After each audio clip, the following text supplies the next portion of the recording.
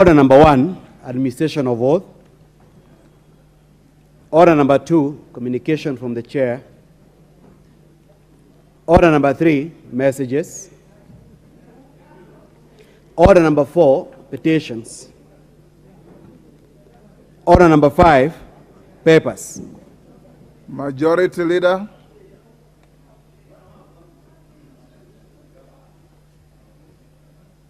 Naomi, are you the one? Go ahead. Thank you. Thank you, Mr. Speaker.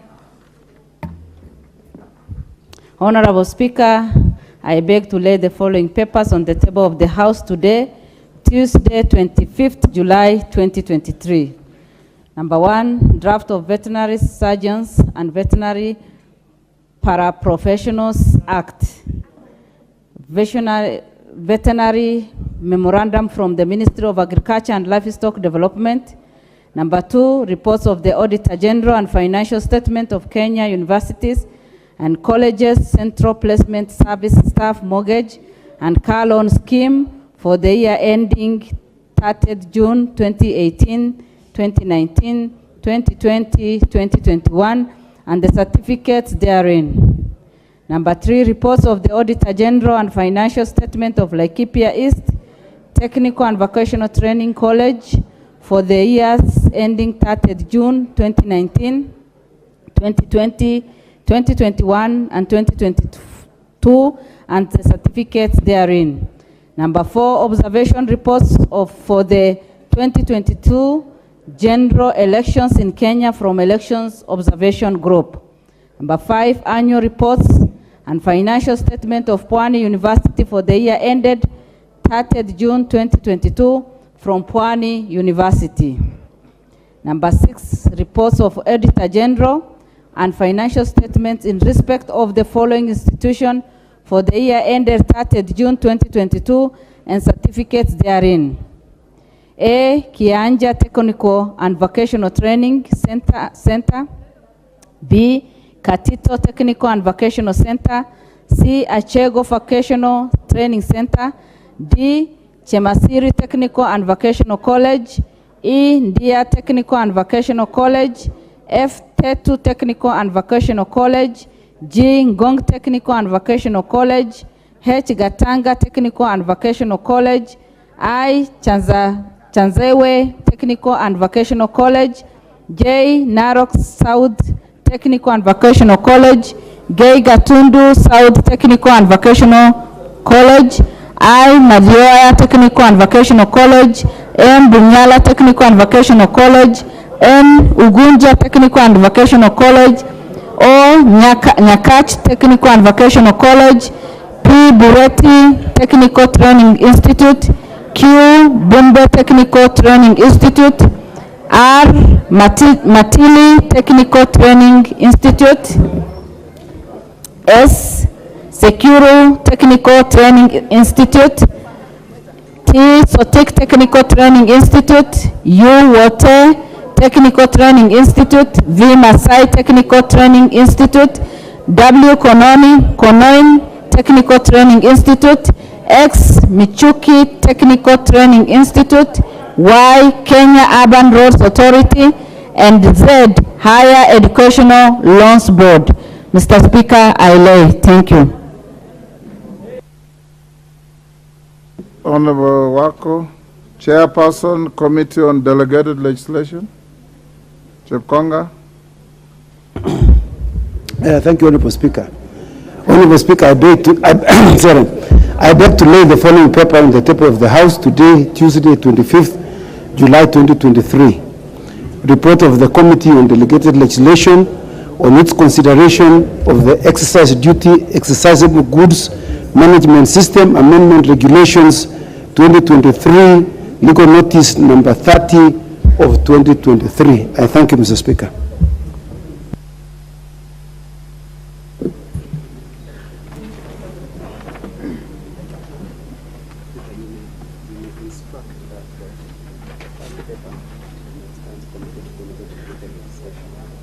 Which one?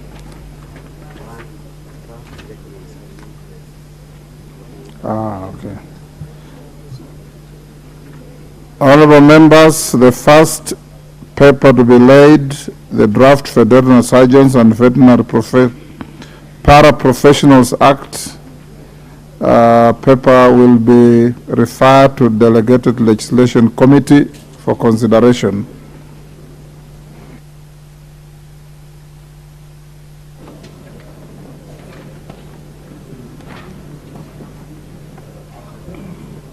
Next order. Order number 6, notices of motion. Honorable Umulkhair Harun.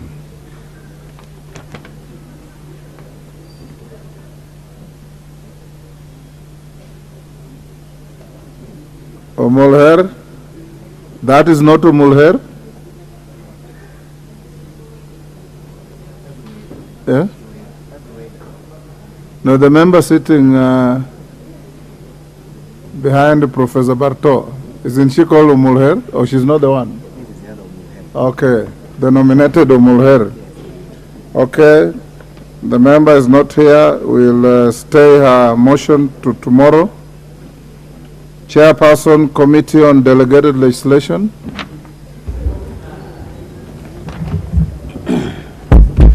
Thank you, Honorable Speaker. Honorable Speaker, I beg to give notice of the following motion. That this House adopts the report of the Committee on Delegated Legislation on its consideration of the exercise duty exercise of goods management system amendment regulations 2023 laid on the table of the House on Tuesday 25th July 2023 and pursuant to the provisions of Section 18 of the Statutory Instruments Act 2013 announced the exercise duty exercisable goods management system amendment regulations published as legal notice number 30 of 2023. I thank you, Mr. Speaker. Thank you, Honorable Chepkonga. Next order. Before that, honorable members, allow me to acknowledge in the public gallery Moi Forces Academy from Kamkunji, Nairobi, students, I believe. Gadera Primary School from Maragua, Muranga. Thank you. Next order. Order number 7, questions and statements. Next order. Order number 8, motion. Consideration of the consolidated fund service expenditures under the financial year 2023-2024 budget estimates. Question to be put. Order, honorable members. The motion at order number 8 was debated and closed. We now put the question. Order, honorable Haika. Take the nearest seat.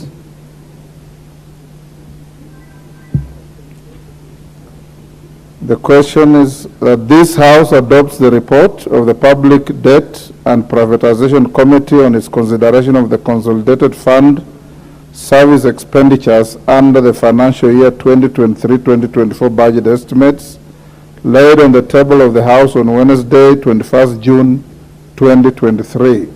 As members of that opinion say aye. Aye. Those of the contrary opinion say nay. The ayes have it. Next order. Order number 9, the Insurance Amendment Bill, National Assembly Bill number 18 of 2023, first reading. A bill for an act of parliament to amend the Insurance Act. Next. Order number 10, the Vocational Training Bill, Senate Bill number 3 of 2022, first reading. A bill for an act of parliament to provide a framework for establishment of systems for the administration of training in vocational education and training within a county and for connected purposes.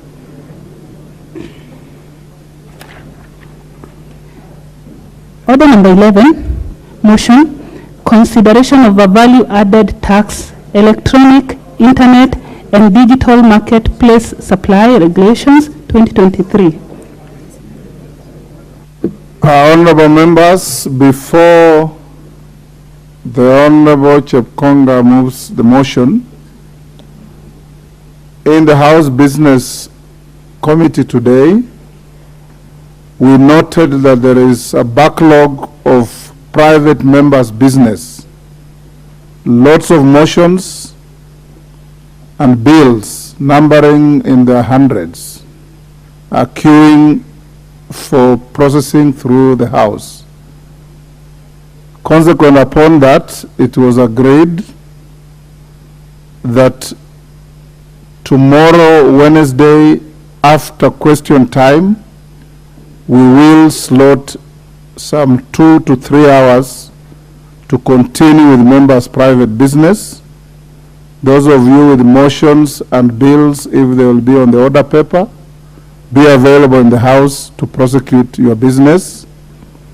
We are also considering, subject to your convenience, that if we continue that, having that backlog, and I believe many of you bring motions and bills because you want them to be processed and debated and passed or rejected, as the case may be, we may consider introducing a Thursday morning private member sitting so that we can reduce the backlog of business that is piling. So let's play by the ear and the eye and see how tomorrow goes. From next week, we might call upon you to do extra time. We may even require, subject to your convenience, to extend sitting hours by an extra 2 hours to reduce this backlog.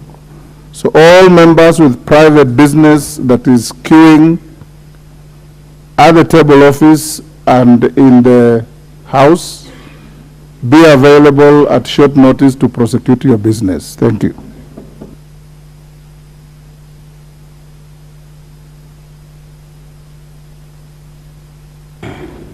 You may now move your motion. Thank you very much, Honorable Speaker. Honorable Speaker, I beg to move the following motion: that the House adopts the report of the Committee on Delegated Legislation on its consideration of the value-added tax, electronic, internet, and digital marketplace supply regulations 2023, published as legal notice number 29 of 2023, laid on the table of the House on Wednesday, 5th July 2023, and pursuant to the provisions of Section 67, subsection 1 of the Value-Added Tax Act number 35 of 2013, approves partly the Value-Added Tax, Electronic, Internet, and Digital Marketplace Supply Regulations 2023, published as legal notice number 29 of 2023, subject to the Regulation Making Authority publishing a corrigendum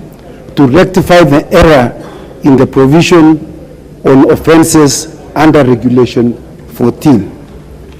Mr. Speaker, the main objective and the main purpose of this regulation, the value-added tax regulations, is to provide for a legal framework to enable the government implement the tax measures necessary for the financing of its economic development agenda. Mr. Speaker, as you know, most of the businesses have migrated from the real world to the digital space. And so as a consequence of that, there are too many people who are trading now in the high cloud without landing on the land. And so, Mr. Speaker, there has been serious competition between our local businessmen and businessmen from outside this country. Our own businessmen, they pay VAT on electronic business. Unfortunately, those who are doing business from other countries and using the electronic means have not been paying value-added tax, yet they have been sending their invoices to their customers in Kenya and avoiding to pay VAT. And so they have unfairly been competing with the businesses in our country. And so the end result has been, Mr. Speaker, we have had a skewed market in favor of those who are operating from outside this country. And so the increase in the use of the digital space, Mr. Speaker, has opened the Kenyan market to the outside world, allowing residents to supply digital presence in the country. The import of this, Mr. Speaker, is that such suppliers, as I've just said, have not been paying VAT. And this particular regulation is to correct that particular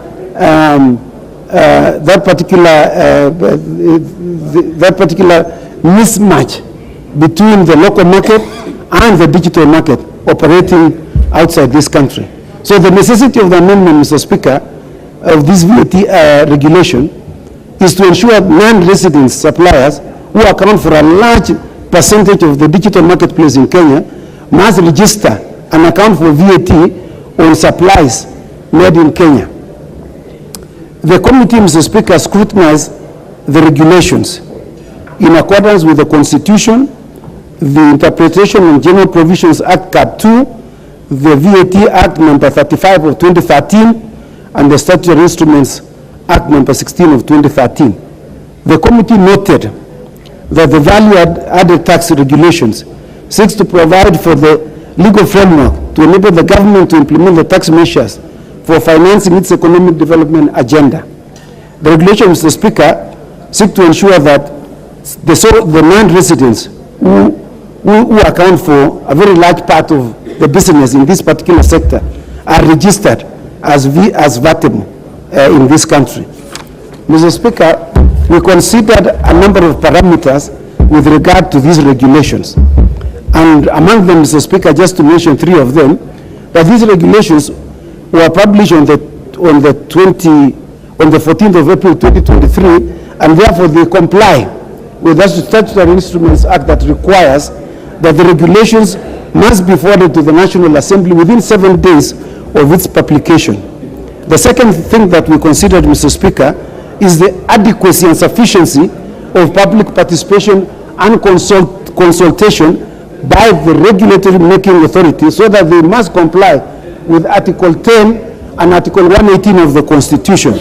That, Mr. Speaker, we found that indeed they did, and they supplied the necessary supporting documents to enable us recommend to this House that these regulations be therefore be approved. The third thing, Mr. Speaker, that we considered, that the regulation authority was expected to comply to ensure that all those the suppliers of this digital business in the marketplace are sufficiently and adequately consulted when levying this particular tax on these suppliers. And so, Mr. Speaker, we found that all the parameters that are required under the Statutory Instruments Act were therefore complied. It is indeed a very short regulations which contain about 5 paragraphs, Mr. Speaker. And I wish therefore, Mr. Speaker, to beg that I move and request the Honorable Kishimu, the Vice Chair of the committee, to second this motion. I thank you very much, Mr. Speaker.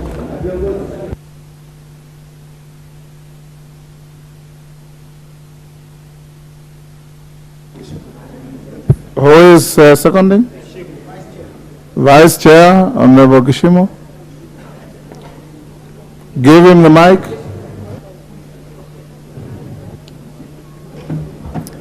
Thank you, Mr. Speaker. Go ahead, Mheshimiwa. I rise to second the motion. Mr. Speaker, the chairman has substantially covered what the committee considered in reaching the decision that is before this House. Mr. Speaker, safe to add that the committee was also satisfied that after the regulations were brought before the committee and they were published, there was no complaint from any player in the area of digital market and internet to the regulations. And that, in that case, Mr. Speaker, the committee also looked at the public participation that was also done by the regulatory making authority, and we were satisfied that all the parameters that are supposed to be considered by the committee of delegated registration were met and fully satisfied. Mr. Speaker,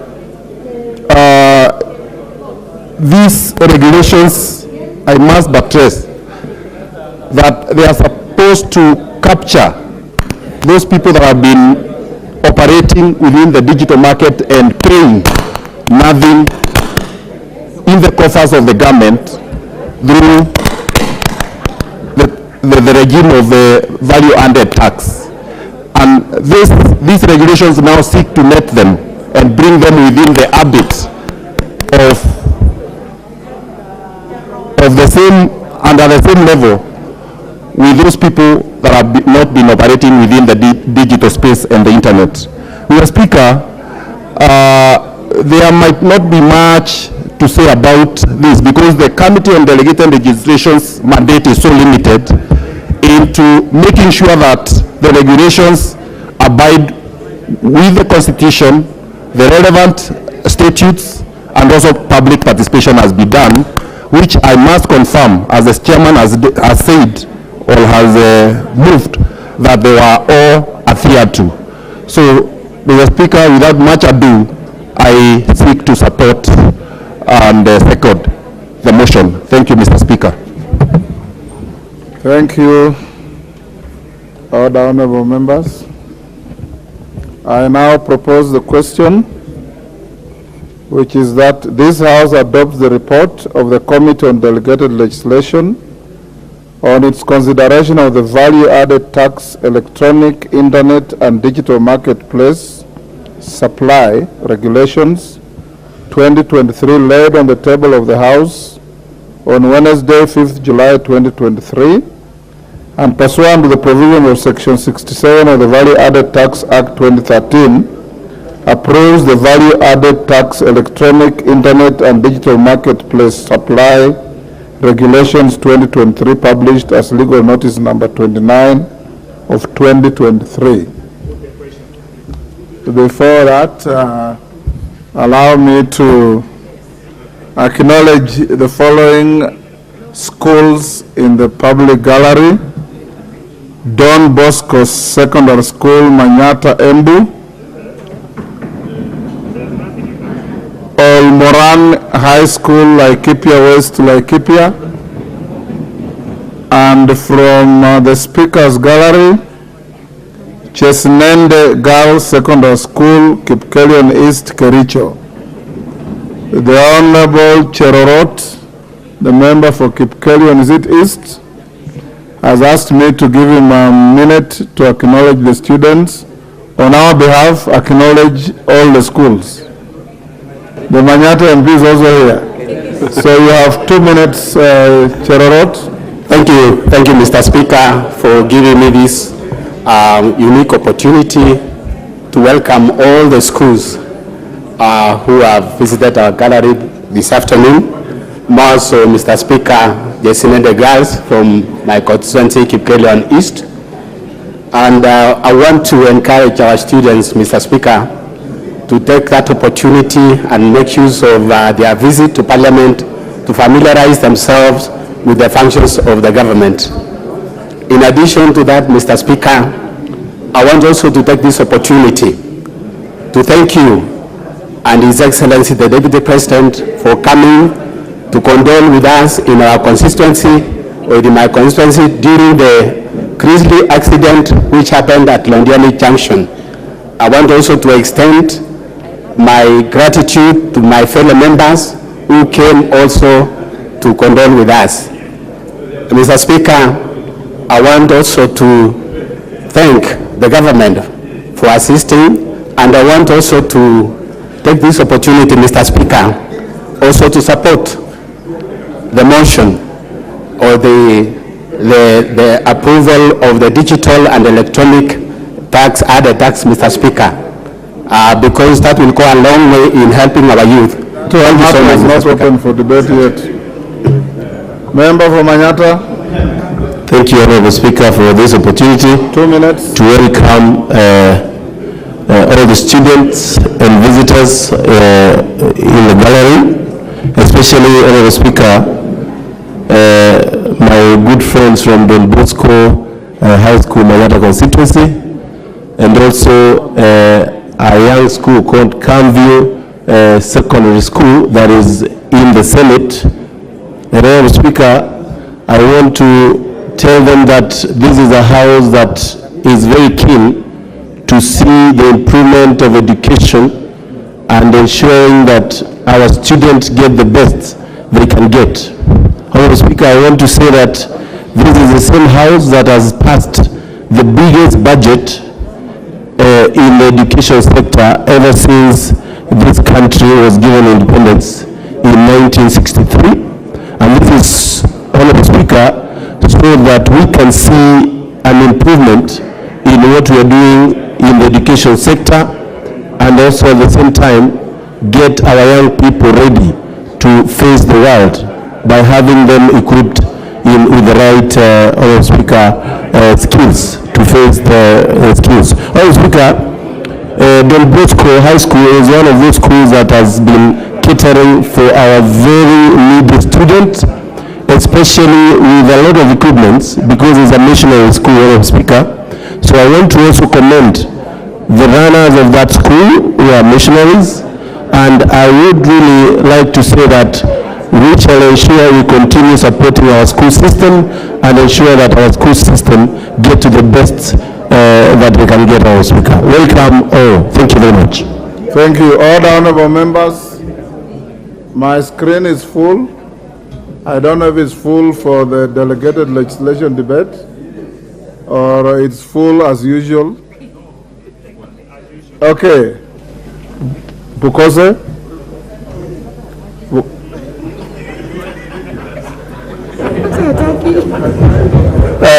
Thank you, Honorable Speaker.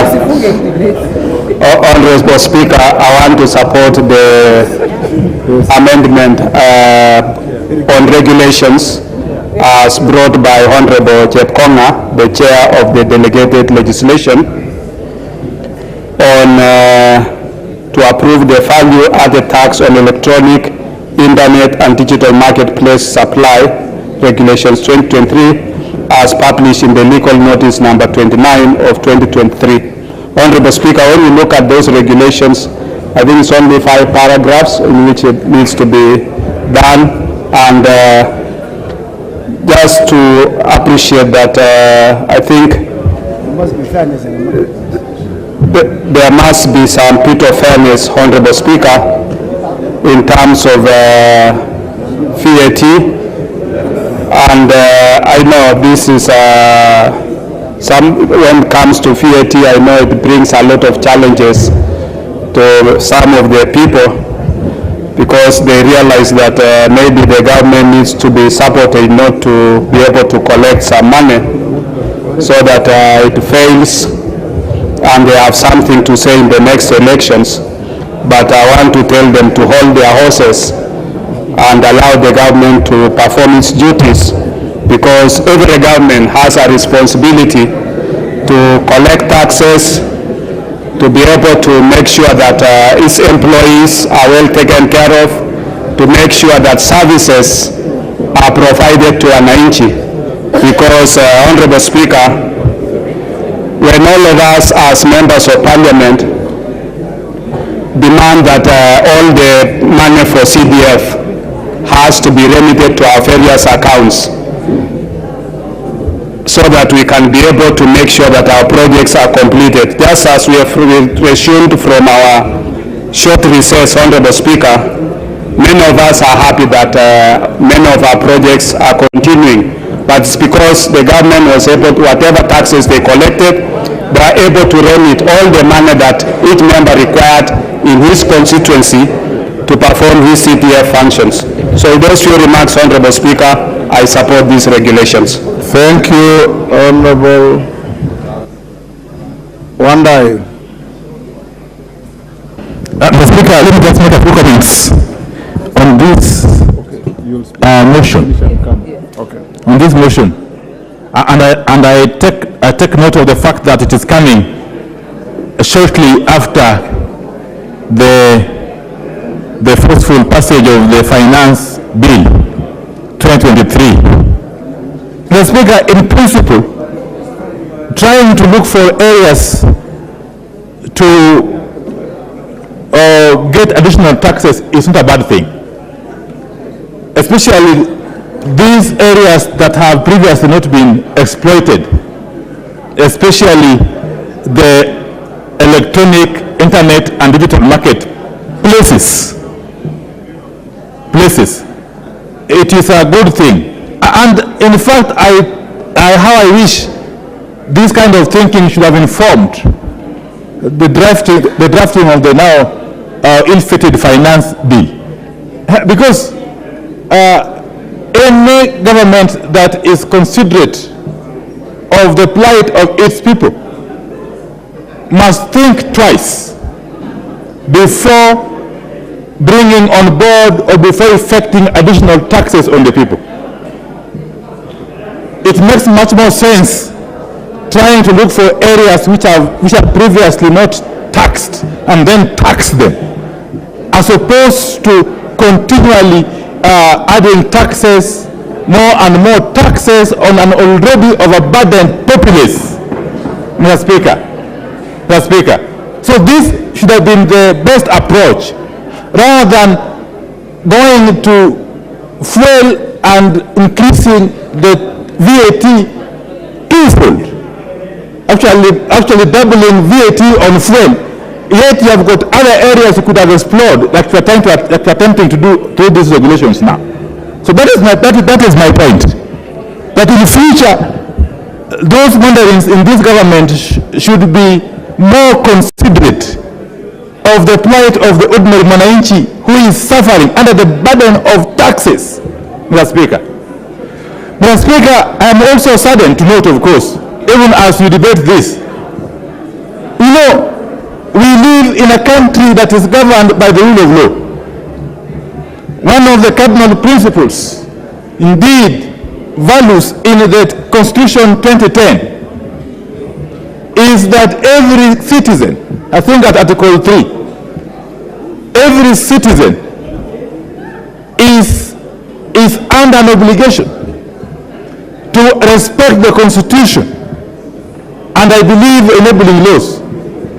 So, Mr. Speaker, it is a solemn moment that this House can be sitting this afternoon, of course, to discuss, among other things, new measures to raise taxes, when the government has blatantly disobeyed express court orders,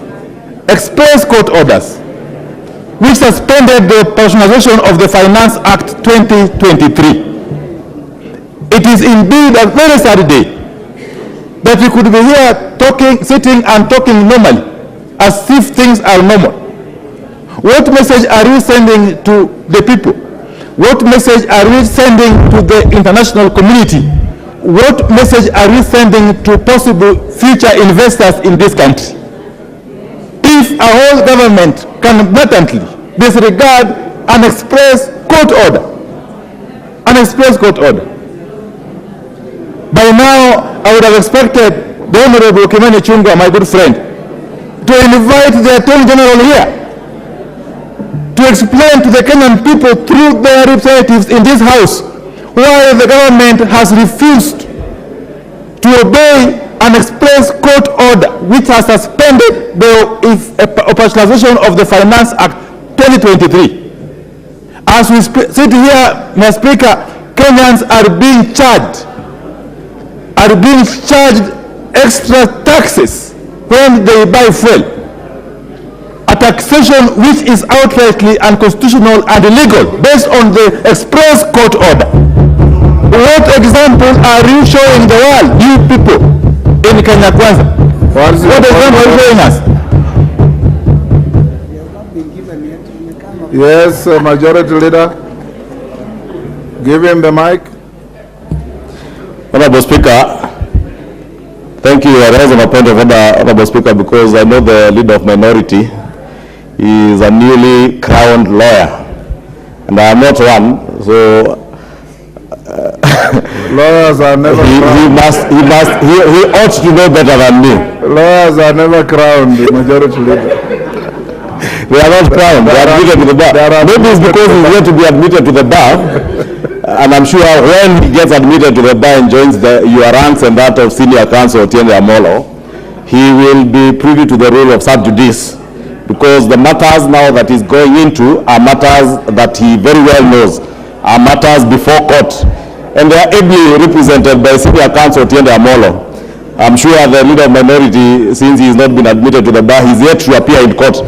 But if he had the opportunity to appear in court, you would also know that it is not fair to mislead the country, that there is outright disregard of whatever court orders, because he knows that prosecuting a new case now, and since Otiende Amolo is here and is appearing in court very soon, I'm sure they know how to transact that business in court, but we should not use this opportunity to mislead the country. The president committed that this is a government that will adhere to court orders, subjected itself to the courts, and we are all waiting, just like my friends in AZIMIO are waiting for the decisions of the courts, and we do that with maximum our judiciary and our laws. Therefore, it's not right, Honorable Speaker, that we get into those issues that are sub judice and in court. And I'm sure the upcoming lawyer in Opio Wandai has learned something. Okay, Wandai, your time was up actually. I'll give him 1 minute. Mr. Speaker, it has never been my wish to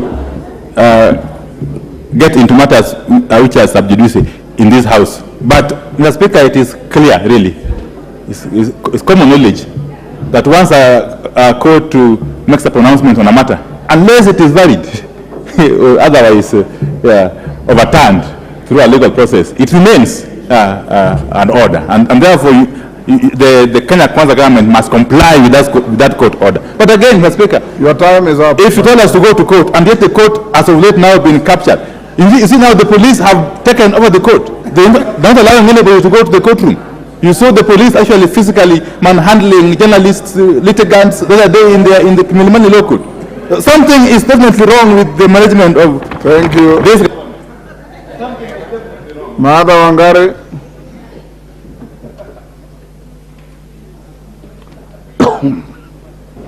Mike, please. Thank you, Mr. Speaker.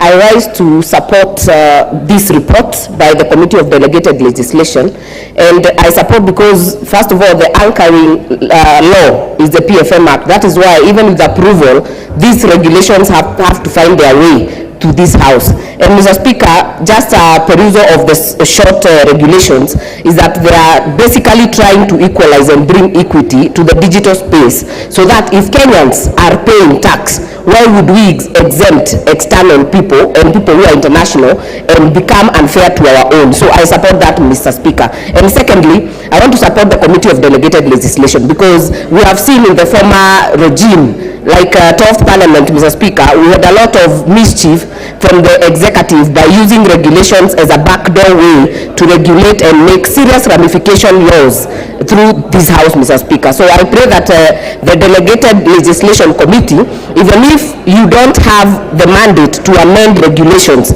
you should be able to look out for the public good, that these regulations go through the public participation, and where you're not satisfied, do not shy from annulling them, so that we can be able to align them not only to the Constitution, to the Statutory Instruments Act, and to all the legal framework in this country, Mr. Speaker. With those few words, I support. Thank you.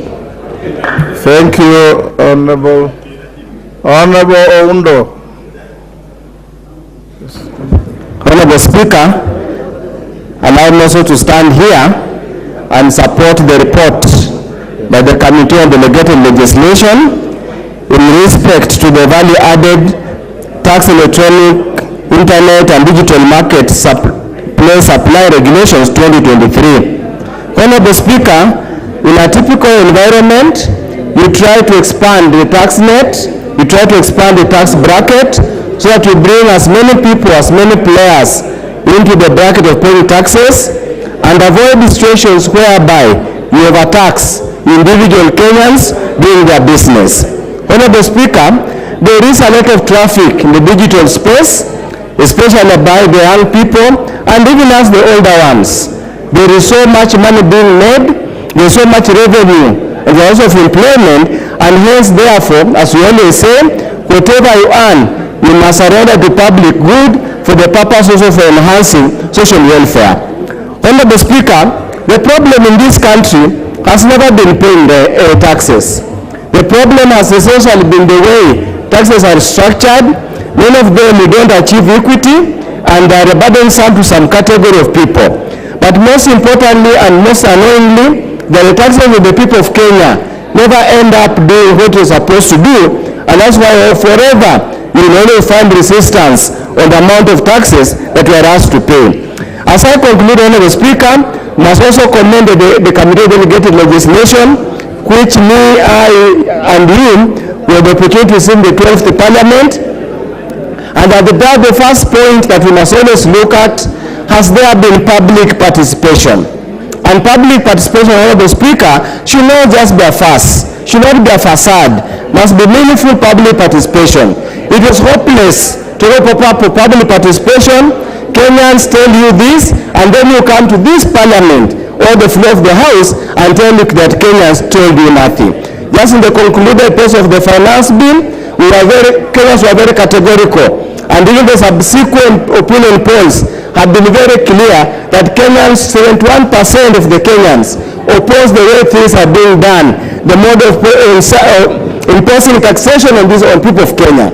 We just hope and pray that in this particular one, there was concurrence from the people of Kenya that indeed this is a good tax, and secondly, that we hope this money, the revenue generated from these taxes, will end up with the drugs in hospitals, will end up with the classrooms in our schools, will end up with textbooks in our schools, will end up salaries being paid on time, will end up supporting different agendas or different services as provided for Article 43 of the Constitution of Kenya. For those few remarks, Honorable Speaker, I support, but continuously on, that we must listen to the people of Kenya. Whatever brute force we use at one time or another, we must listen to the people of Kenya. Thank you, Honorable Speaker. Other members, I'm not certain we have indicated interest on this specific agenda. I would request that if you are willing to speak to this, you kindly put on the intervention so that I'm able to tell who is speaking to what. The next one will go to the member for Tharaka, Honorable Murugara.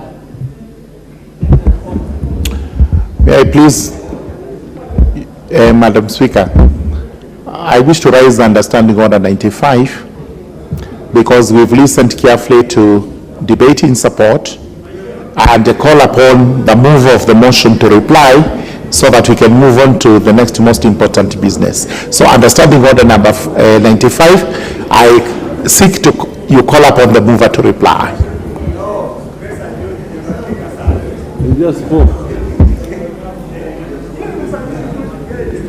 Other members, Honorable Murugara has risen in his position so that the mover be called to reply under Standing Order 95. Other members, I had requested that you indicate through. Okay. Hold on, honorable members, let me give member for Sele, because I can see him protesting in his position. Before I put the question, there are not as many members who have indicated interest. Then I will, if we need to, we will put the question. Thank you, Madam Speaker, for giving me this opportunity. Madam Speaker, this is a good idea. This regulation is a good idea, which has come because e-business is actually became the in thing and international, which means a lot of trade is being done through the e-media, and this is worldwide, which means even people outside the country are also doing business inside the country, and it's a big business. And if you look at these regulations, Regulation 3 actually lists all the areas that are concerned, downloaded digital content, subscription-based media, over-the-top services, software programs, electronic data management, music content, search engines, and so on. So that's a big area. However, Madam Speaker, there is one thing we have to look at as we do this. Remember, in the disputed finance bill, we are actually taxing the digital content, and this we really didn't like it because it was targeting a lot of young people. So as much as support this, it will be important to find in the regulations how we can protect our young people so that those who are making just small monies for themselves are not that taxed. And actually it is this in the such regulations that this can be done. Otherwise, it's something that we need, because as we move forward and we go into digital trade, it is worldwide. Big businesses from outside the country will actually do business here without paying taxes. So with that, Madam Speaker, if we make sure that later on we look at the regulation to protect our young people, we are protecting by insisting we remove the taxation of the digital content, although it was reduced from 20% to 5%. That is the only thing I would have with it. Otherwise, I support Madam Speaker. Thank you, Member for Senate. Member for Muhaya.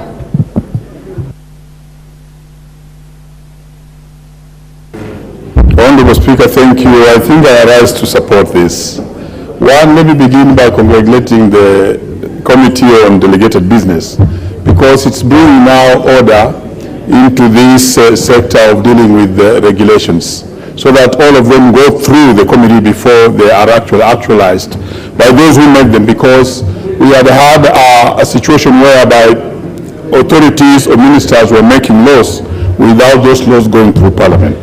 Number two, let me support this by indicating that finally, in terms of business, we are headed towards e-business and e-commerce. And actually every other business, even those that are still operating on the ground, if I may use the words of the mover, will sooner or later be in the cloud. And therefore, unless we go to the space of the cloud to actually ask those who are trading their big money, big businesses, to actually pay VAT and other taxes, then we shall squeeze or shrink our tax net. And in a country like ours, which we are relied on external borrowing, and which we now want to reduce so that we depend on our own taxes and depend on our own selves, so that we don't expand borrowing from outside, this becomes a very good platform, Honorable Speaker, to expand the tax net and bring into bear those who are not paying these taxes and are operating on the e-market. And then lastly, Honorable Speaker, is the bit of competition that most of our traders still remain on the ground, while big businesses are operating on the e-platform and cloud, and therefore they are enjoying very favorable conditions of trade, while our own are not enjoying this unfavorable trade conditions between our own traders and those that are operating in the cloud. As for digital content, I don't think this matter touches on digital content. It is really dealing, Honorable Speaker, with the businesses themselves and digital content, which we discussed earlier in the. So without much ado, Honorable Speaker, I want to support. Thank you. Member for Stawanya.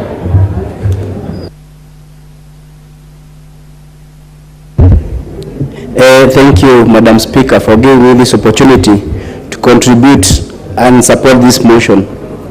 First and foremost, I want to commend the mover of this motion for showing the government that they can be more creative in matters raising revenue, rather than overburdening Kenyans with taxes, or rather borrowing the other ways that they can exploit and get revenue to run the affairs of the government.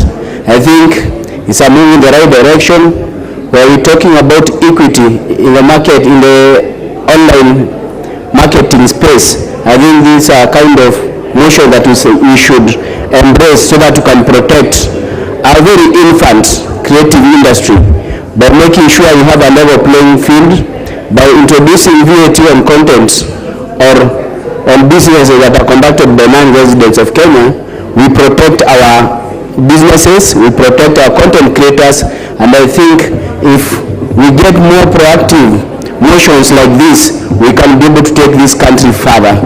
Instead of overburdening Kenyans with taxes, we should look for creative ways in how we can incubate our young economy, bring down the cost of living, and bring equity in the market space so that our people are able to do business and raise money to run their affairs. For the youth, this is, I think, is a move in the right direction, because most of the youths now are into online businesses, and their biggest competitors have always been these non-residents who actually don't pay taxes to this country, making their products cheaper, even online, making their content even cheaper, and having by the fact that their countries have very, very robust digital space technologies that they have embraced, they compete unfairly with our people. So I think I rise to support this motion, and I urge the Kenya Kwanza government to continue bringing more creative ideas rather than thinking about borrowing and taxing our people. Thank you so much, Madam Speaker. Submit. Thank you. The Leader of Majority. Thank you, Mr. Speaker, and let me also rise to support the committee's report on the digital marketplace regulations on VAT. And Mr. Speaker, as has been indicated by the numerous other members who have contributed, it is indeed true that VAT has been levied on Kenyans who are supplying services in the digital marketplace, but foreigners who are supplying similar services are not paying VAT on those services, Honorable Speaker. And therefore, the principal objective of these regulations is to ensure that even foreigners who are supplying services in this country, Honorable Speaker, are also paying taxes in this country. Because it's not fair that we levy VAT in the digital marketplace to our own people when they supply services that are similar to those being supplied by foreigners, but the foreigners supply services and end up not paying tax. Honorable Speaker, these regulations are in line with the commitment that the Kenya Kwanza government made to the people of Kenya, that we shall have tax policies and tax measures that will ensure there is equity, there is fairness, and there is certainty in the manner tax administration is done. And indeed, Honorable Speaker, these regulations now go to ensure that we do exactly as we promised, that we create equity, that a Kenyan who is supplying goods and services in the digital marketplace pays similar tax as a foreigner who is supplying the same services, Honorable Speaker, because the system that has persisted before has been one that is not creating equity between foreigners and Kenyans. Honorable Speaker, it is not fair since a Kenyan cannot supply services in the US or even in the UK, in Europe, in the Middle East without paying taxes. If any of the Honorable Speaker and members of Parliament are fortunate because they travel quite a while,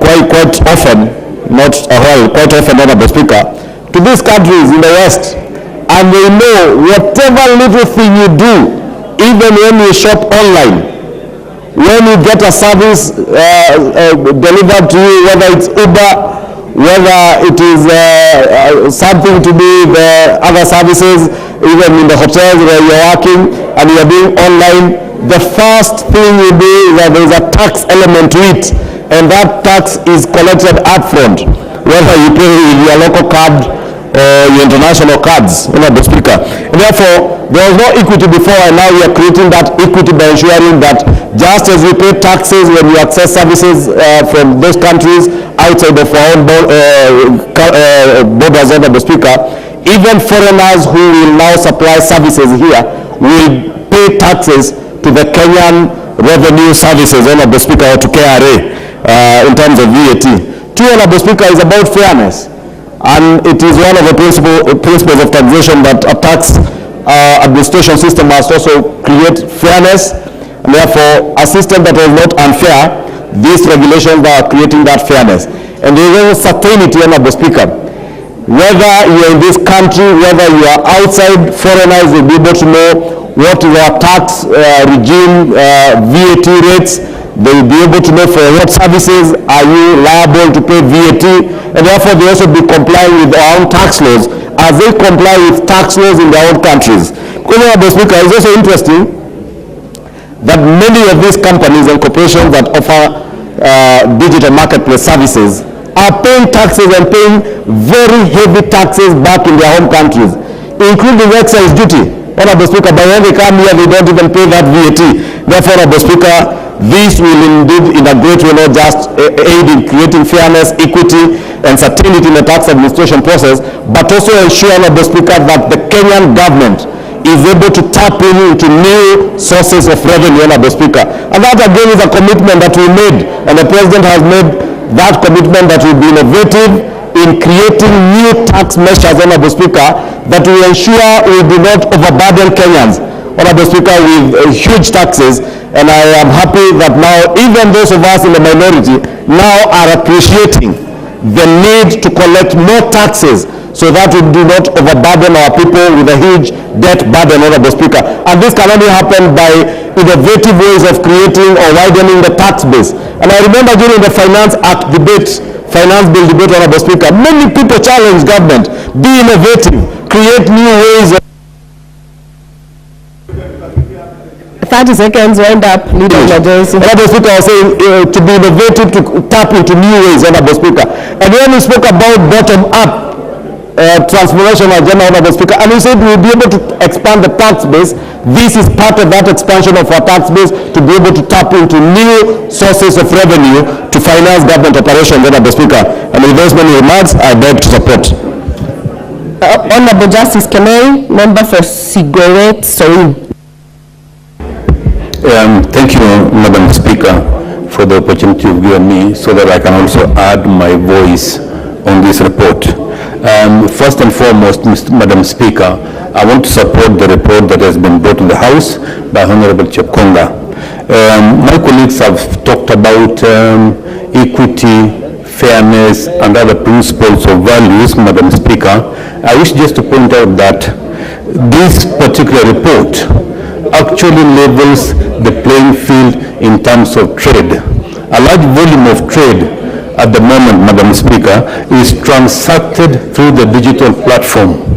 That means if this report had been brought to Parliament, Madam Speaker, we would have continued losing a lot of money, which will go a long way in providing services to our people and in terms of development. So, Madam Speaker, without much ado, I want to support and thank the committee for bringing the report to Parliament. Thank you, Madam Speaker. Other members, today we have quite a number of schools. Allow me to recognize the following in the public gallery. We have Nun Kopir Girls, Kajiado East, Kajiado County. We have Narumoru Boys in Kieni, from Kieni Constituency, Nyeri County. We have Ola City Day Primary School from Narok East, Narok County. And we also have Umoja Day Secondary School, Laikipia West, Laikipia County. In the Speaker's Gallery, we have Kisingo Secondary School from Kibwezi West Constituency, Makwiny County. And we have Koibeyot Secondary School, Bomet East Constituency, Bomet County. On behalf of the House and the Speaker, I welcome you to observe the proceedings of the House. On that point, I have accepted to give to Honorable Mwengi Mutuse from Kibwezi West. You will not only welcome them on your behalf, but on the behalf of the other members. 2 minutes. Thank you very much, Madam Speaker, for the opportunity to welcome all the schools and the students who are in our public gallery together with their teachers to the House of Parliament, the National Assembly, to request them to be keen and to listen to the proceedings so that they may learn and they may also get the necessary exposure that will help them in their studies and also in their future life. Particularly, Madam Speaker, to welcome Kisingo Secondary School, that is from my constituency, Kibwezi West, just near our constituency headquarters. I know is an upcoming school performing very well, and to inform them that through the national government CDF, this year we'll be buying them a bus so that next year they do not have to use public transport to come to Parliament. Thank you very much, Madam Speaker. I will indulge the member for Narok 2 minutes as we close on that one. Thank you, Madam Speaker, for giving me this opportunity. I also want to welcome Ola City Primary School to this house, and Madam Speaker, plus the other schools who have come here on benchmarking. Madam Speaker, as a member of the Education Committee, I'm so privileged to have our children here because I know, Madam Speaker, they learn a lot. Ola City Primary School is doing very well, and Madam Speaker, I know this one will go in record that they've been here, and this will add to their performance. So I want to encourage them to work hard because that is the way to go. Education is an equalizer. Thank you, Madam Speaker. Thank you, member for Narok. Back to our motion. The next speaker will be the member for Kathiani. Yeah, thank you, Madam Speaker, for this opportunity. I also rise to support this report by the committee, and I also happen to be a member of that committee. Madam Speaker, modern times call for modern solutions, and it's important to understand basically what is this electronic internet digital marketplace supplies. And Regulation 3 is very clear and has spelled out each and every one of those items that fall within that category. But I'd like to point out there's a lot of business that goes on in that space, even educational issues, things to do with music and games, movies, even transport. I mean, things like those platforms for transport like Uber, small cabs, and the rest. They all fall within that digital market space.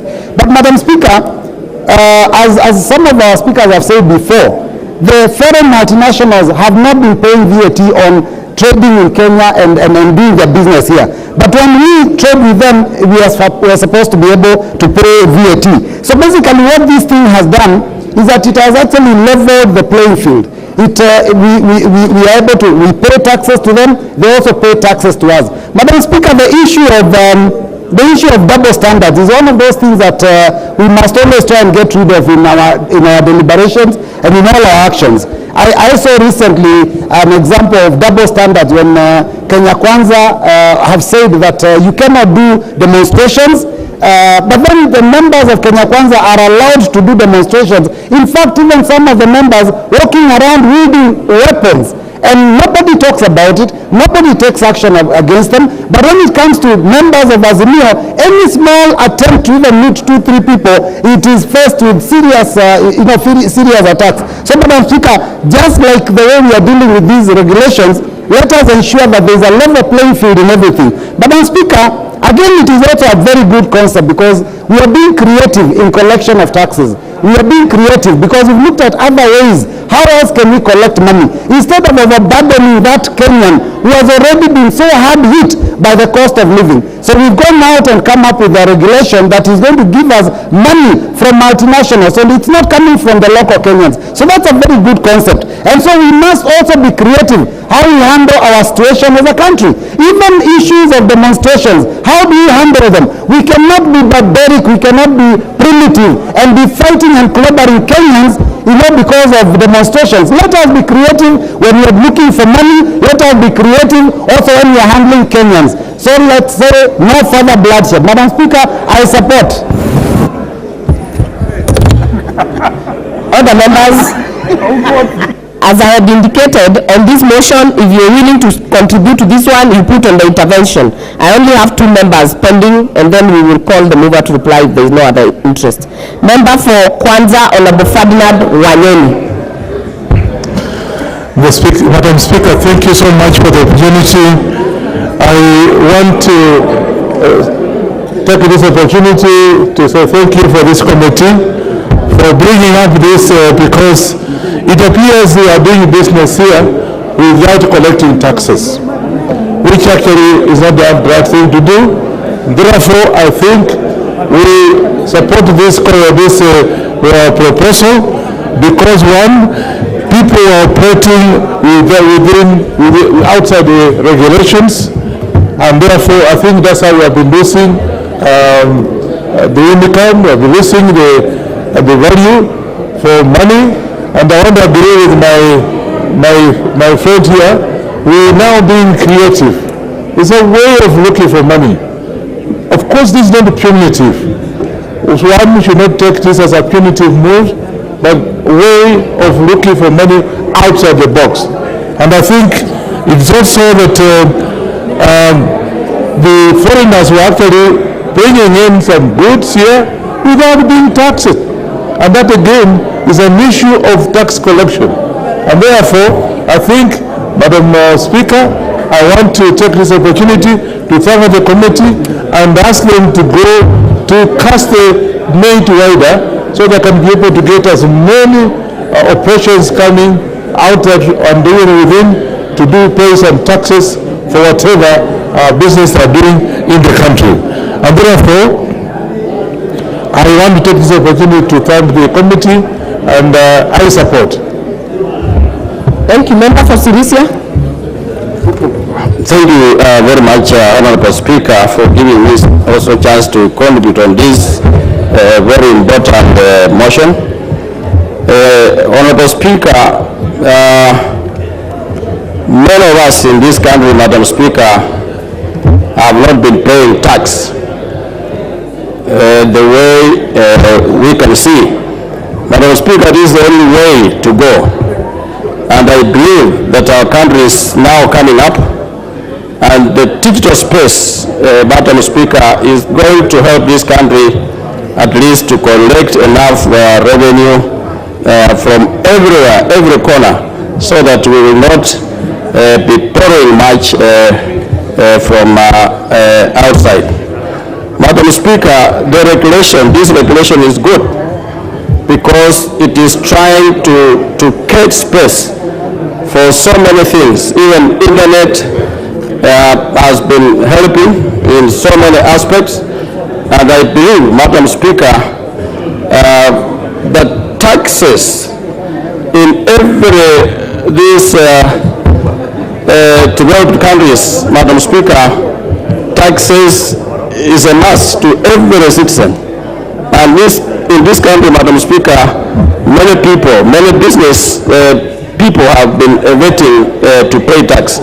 But with this online, the digital space that we are getting, I'm sure, Madam Speaker, that nobody will evade tax in this country. So, Madam Speaker, I support. Thank you very much. Other members, I see there is no more interest on this motion. On this specific motion, I will therefore call the mover to reply.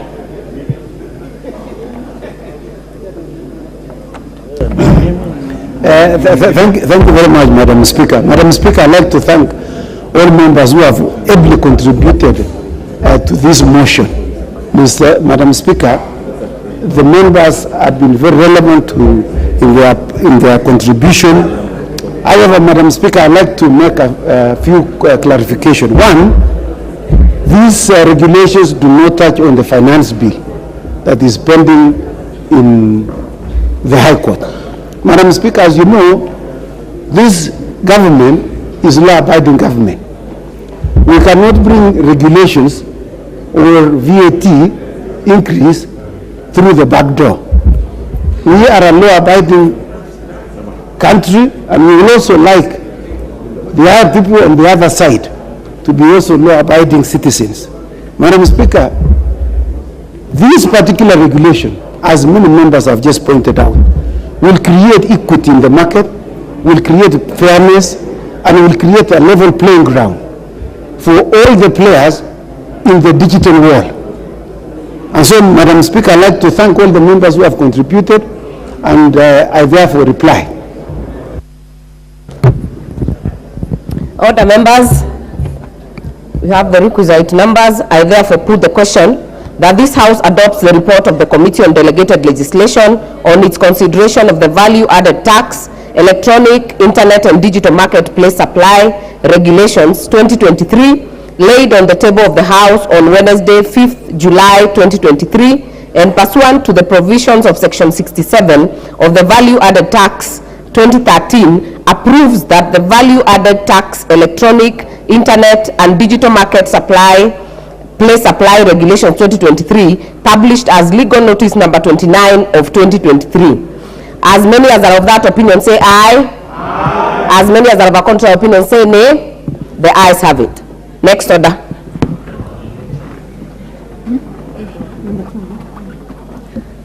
Order number 12, the Food and Feed Safety Control Coordination Bill, National Assembly Bill number 21 of 2023, second reading.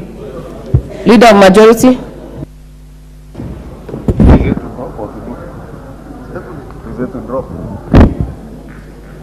Honorable Speaker,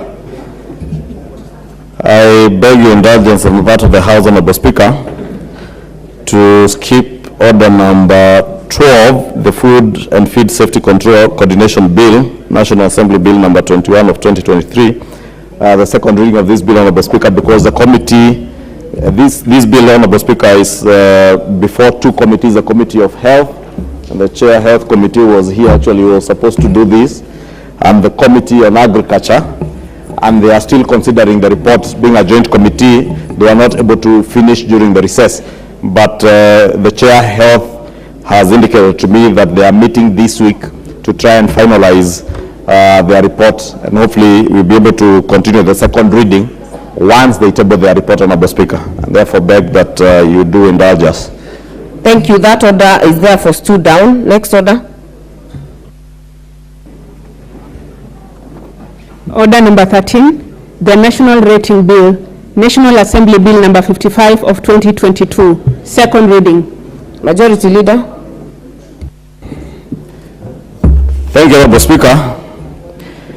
Honorable Speaker, I beg to move that the National Rating Bill, National Assembly Bill number 55 of 2022 be now read a second time. Honorable Speaker, Article 209(5) of the Constitution confers on Parliament the powers to regulate the exercise of fiscal responsibilities by county governments, Honorable Speaker. Honorable Speaker, you know, county governments, by dint of the Constitution, have powers to impose levies and taxes on the people. But Parliament is also given powers under Article 209(5) of the same Constitution to regulate the exercise of these fiscal responsibilities by our county governments to ensure, one, that we do not, or rather our county governments do not impose taxes and levies that undermine the greater national good. And two, there is uniformity, certainty, and fairness in the taxes that are levied and rates that are levied across the country, Honorable Speaker, so that we do not have one county levying certain rates and taxes that are so obnoxious as compared to those of other counties, and therefore make even the cost of doing business in certain counties more expensive than others. Honorable Speaker, this is the reason and the object of this bill, which seeks to provide for enhancement, for certainty, for uniformity and fairness in levying of property rates by our county governments, while providing a secure source of income or revenue for many of our county governments that are suffering from very low own source revenue. Honorable Speaker, members will appreciate, and indeed the country appreciates, that our county governments under Schedule 4 of the Constitution are charged with numerous functions and responsibilities.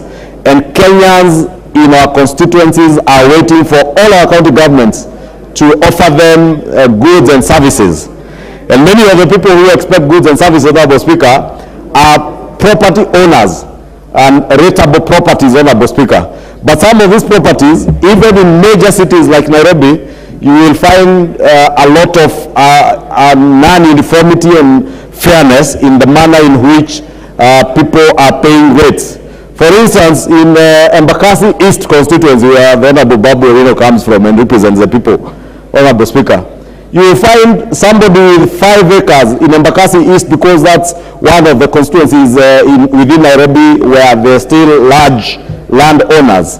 But the amount of rates that they are paying to the Nairobi city government is negligible compared to what somebody is paying for in Lavington on half an acre, or in Kilimani on quarter of an acre, Honorable Speaker.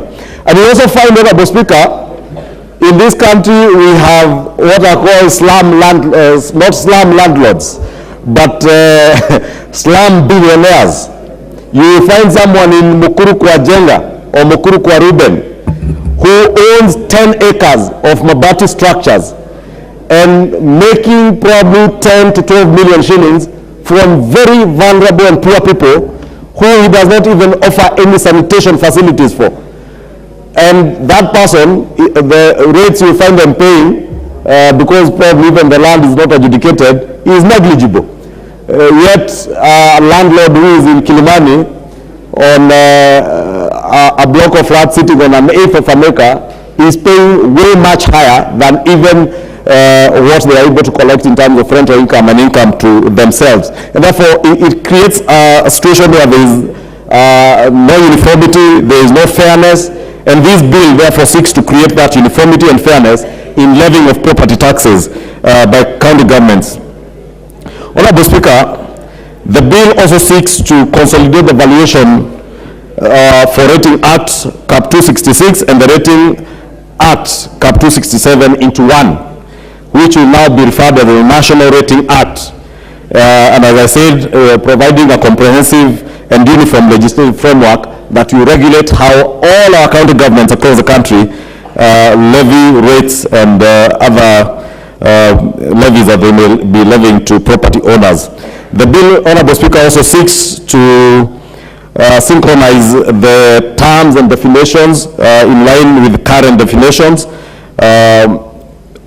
on valuation of rateable property, current practice, Honorable Speaker, because these two acts, the valuation for Rating Act Cap 266 and Cap 267 of the Rating Act, refer to definitions and things that were done back then. But as with all other professions, even in the valuation profession, those of us who have studied land economics and those who are valuers know that there are new terms and definitions in the industry, and therefore this bill seeks also to align to that. It also seeks to identify the mechanisms on how our county governments shall undertake valuation for rating and position of rates on rateable property to reflect the powers, as I said, that were intended under Article 209(3)(a) for counties to impose property taxes or property rates, adhering to Article 10 of the Constitution on values and principles of governance, Article 232 of the Constitution to ensure there is conformity to the values and principles of public service, and of course to Article 232 to conform to the principles of public finance. Honorable Speaker, this bill will also provide for the establishment of the National Rating Tribunal that will be responsible for resolution of disputes relating to property rating. Honorable Speaker, today, if the county government of Nairobi or the city government of Nairobi imposed rates on the Honorable Robert Mbui, who I know owns quite a number of properties in Embakasi South, and the Honorable Mbui felt that they were being unfair, he has no recourse. And therefore, we are creating a recourse so that the Honorable Robert Mbui, if he feels his investments in Kathiani are rated better than those in Embakasi South, then he has somewhere a tribunal that he can walk to and appeal to. And therefore, we will create that mechanism for him through this bill. We also enhance the use of appropriate technology in undertaking valuation for rating and rating-related purposes. Honorable Speaker, you know, in the past you had to walk the miles to be able to identify where particular land parcels are. Today, with modern technology and with geo-positioning technology, we can be able to use geo-positioning technology to be able to identify exactly where a piece of land is. I was saying, Honorable Speaker, you will find billionaires who own land in our slum areas, but because the title reads Mukuru kwa Jenga or Mukuru kwa Ruben, and maybe that Mukuru kwa Ruben is a title that, or the description of the area that is reading that, but you find with time, South B Estate or Plainsview has now grown into some of those formerly slum areas, and therefore the value of land in that area is not as accurate as it was 10 years ago, Honorable Speaker. But with modern technology, you'll be able to geoposition that particular land reference number and know exactly where is this land. You can even be able to estimate the actual size of any size of land. And this technology this is not Embakasi. You do not just cross the floor like that. Thank you. You know, Honorable Babu Owino might be imagining he's in Jacaranda grounds. But we must forgive him because he was just released the other day from police cells. Honorable Speaker, I was saying with modern technology, it is possible to even be able to now, with geopositioning, estimate, not actually estimate, get the actual size of land without land values having to go and using very rudimentary technology to value land. And therefore, this bill now also creates that opportunity for us to be able to use modern technology in undertaking valuations, because technology also enhances fairness and certainty. And therefore, unlike in the past where you have to talk what in Kenyan parlance they say is kuongea na chai ama kitu kidogo to value us, to be able to value land for you appropriately. Now you will not need to do that. With modern technology, you can be able to know this value, the value of land in this particular area, the size is this much, and similar properties around that area are paying whatever amount they are paying, and therefore have a system that is fair. Honorable Speaker, this bill also has identified the role of counties for the implementation of the objects of the Act, which shall include ensuring, as I said, there is fair and equal treatment to all rateable owners. Honorable Speaker. Honorable Speaker, it is not fair that there are people in this country, and I'll give you a case example, Honorable Speaker, of Kahawa Wendani, Kahawa Sukari. You will find many people who, including members of parliament, who live in Kahawa Wendani and Kahawa Sukari, and they are paying rates to the county government of Kiambu and some to the county government of Nairobi. But across the river, you will find people who own ranches within the city, but they don't pay rates either to the county government of Nairobi or the county government of Kiambu. And Honorable Speaker, we must ensure that there is fairness. It is not fair that somebody in Kahawa Sukari or Kahawa Wendani is paying rates, but another person, probably because of positions they have occupied over the years, they don't pay rates. Honorable Speaker, now with this kind of bill, there will be fairness. The county government of Nairobi will be able to levy rates.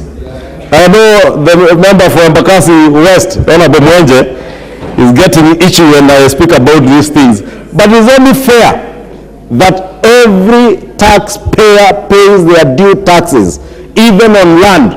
Whether you own a ranch within the city, whether you own an eighth of an acre like myself, whether you own no land like the member from Kisii County, or the Honorable Nikal owns a lot of land in Karen, so he cannot be raising his hand for me to point to him.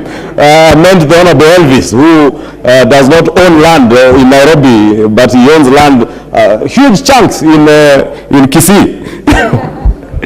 Therefore, Honorable Speaker, there will be fairness with this new bill. We also ensure, Honorable Speaker, that the burden of property rating is shared fairly amongst the rate payers. And that's what I was driving to, that if you have more land, you pay more. If you have less land, you pay less. And therefore, you share the burden, Honorable Speaker.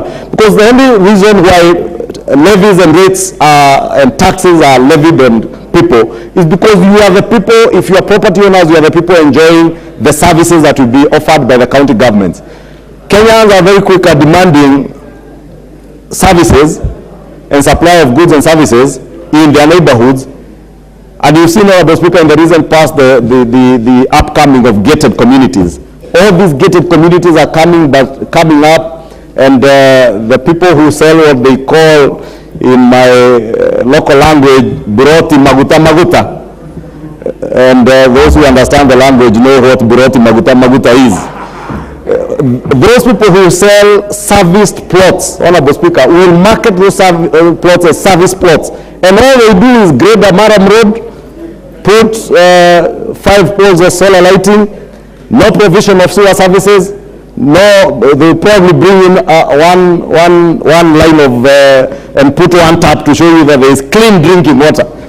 But they never tell you when you build and develop that property, with time, even if they had a borehole on that property, Honorable Speaker, that borehole will not be very healthy to use or very secure to use for drinking water, because you are sinking septic pits, and whatever comes from your sewer system is percolating into the water that you are then drinking with those gated communities. Therefore, it's only fair, Honorable Speaker, that there are levied rates that will ensure that county governments are able to provide them with proper sewerage. They are able to bring them adequate water to use in those gated communities, Honorable Speaker. And because this is going out even beyond Nairobi and our cities, even in our rural areas, Honorable Speaker, today if you go to Kikuyu, what was otherwise known as Diaspora, because it was all grazing land in the past, today there are Nairobi Ndogos, there are huge, very modern estates being built there, but requisite services are not coming, and we must ensure that our county governments have adequate revenues to be able to provide those all services, whether it is roads, whether it is water, whether it is sewer systems, street lighting, so that, Honorable Speaker, again, our people do not fall prey to the vendors of land that who market land as serviced, but it is not serviced. It's just one tap that is put there to show people that there is water. Only when you build and you start living there, you realize it's only one line of water that came that could not supply beyond 1,000 liters a day, Honorable Speaker. This bill, Honorable Speaker, also takes cognizance of the needs of the county and promotes imposition of rates to boost social and economic development. Those are the issues I'm speaking to conduct effective public participation and public awareness that now counties, Honorable Speaker, and this, Honorable Speaker, speaks to an incident I have seen in my own county in Kiambu, that without proper public participation, Honorable Speaker, and public awareness, county governments embark on systems of changing what rates they are levying to property owners, Honorable Speaker. And the lack of public awareness and public participation means that even our members of county assemblies appear before their county assemblies and pass whatever legislative proposals are put before them without paying regard to the impact of those propositions on landowners, Honorable Speaker. I have seen in my own county in Kiambu, land that is agricultural and freehold that previously was not rateable. The county assembly in one finance bill, I think in 2017 or 2018, imposed rates even on agricultural land. Honorable Speaker, you can imagine a farmer in Ondire, or a farmer in my village where I come from, or a farmer in Gikambura, or a farmer in Kerwa, or a farmer in some village in Karachuonyo. Should the county government in Karachuonyo impose such rates as those that were done in Kiambu, is now required to pay rates in terms of hundreds of thousands for 2 acres, at times to an extent where they are required to pay rates higher than what they are able to produce on that particular farm. Therefore, Honorable Speaker, if you do not have a legislative framework that will ensure that there is fairness, there is certainty, so that whether you are in Kikuyu or Kabete or even Ithero here, Honorable Speaker, and you are farming, you cannot be levied rates at the same rate as somebody who has developed his land or subdivided his land and has built blocks of apartments, and you are required to pay the same rates. That person who is generating more revenue or more income from rental income should be able to pay more rates than a farmer who is producing food, so that we also don't discourage our farmers. Honorable Speaker, if you go to Netherlands, and I'm sure, Honorable Speaker, we have time had a trip with you to The Hague way back in 2015 or 2016. You remember, as we landed early in the morning in Netherlands, right outside the airport, farmers are growing wheat And you will find the same in very many other capitals around this country, because there is deliberate policy by government to ensure that you encourage even urban farming. And people who are farming even near cities are able to have tax regimes and tax administration policies that encourage them to get into farming. So that we don't only encourage people to get into what is the creation of concrete jungles today, because rental income will generate more money, but all those people have no food. Honorable Speaker, today we are crying about the cost of food, but we are crying because of over the cost of food. Kitengela here, Honorable Speaker, parts of Kajiado, parts of the lower Machakos, Honorable Speaker, are areas where people would be growing food if we encourage them. Those who have freehold land, those who can farm. The county government of Machakos, of Kajiado, of Kiambu, encourage farmers, someone holding an acre and can grow crops, food crops, encourage them to do that. And there must be that not discrimination, what do you call it? Disparity between those who are in income generating activity and those who are growing food, so that we encourage farmers.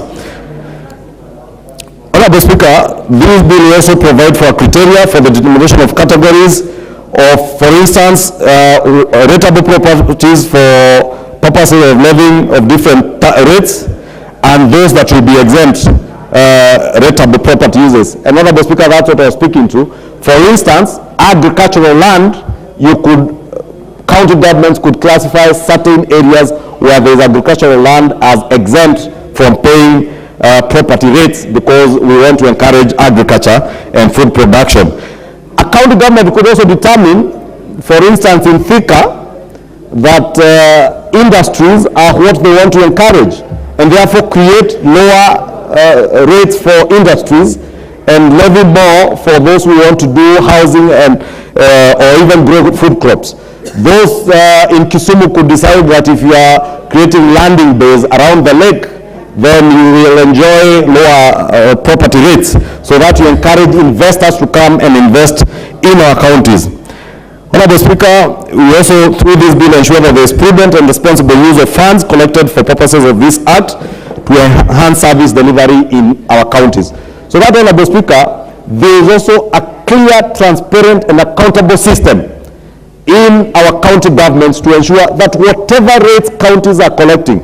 Today, Honorable Speaker, I had instance about 3 or 4 months ago, I wanted to get a loan from somewhere, and I needed a rates clearance certificate.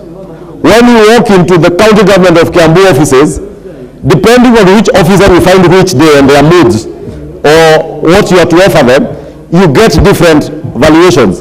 Honorable Speaker, this must be a thing of the past. Any Kenyan should be able to know, even online, how much rates are your property subject to, so that you know at the beginning of the year, my 1 acre property in Karachuonyo, I will pay 10,000 shillings. And therefore, it will not be at the whims of a revenue officer down in the county government, because this is what is happening in all our counties. And now speaking about Kiambu, I'm only making reference to Kiambu because that's where I come from. Even in Nairobi County, and I'm a property owner in Nairobi County also, so I know. You will get various amounts depending on who, which day, and the mood they are in, and whether you look like someone they could talk to. So they give you a bill depending on who you are and how you approach them.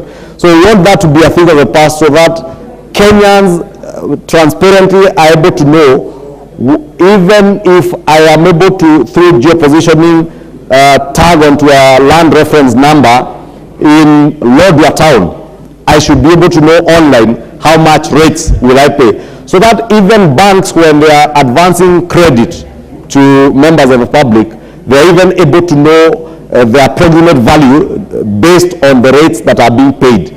Because today, Honorable Speaker, again, many banks are holding titles as security that are worthless, because people colluded with valuers, they colluded with government officers, banks got collateral for land that is basically valueless, But with a proper system like this that will be created under this rating act, Honorable Speaker, we'll be able to put some of these things behind us.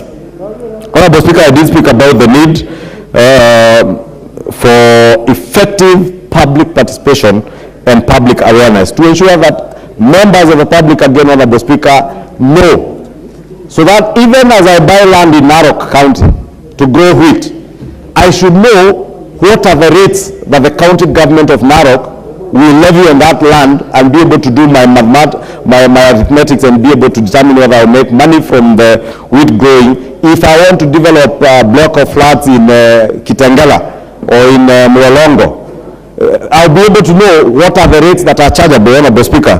And therefore, we also in a way encourage foreign direct investments into our counties, both from foreign and domestic investors, Honorable Speaker.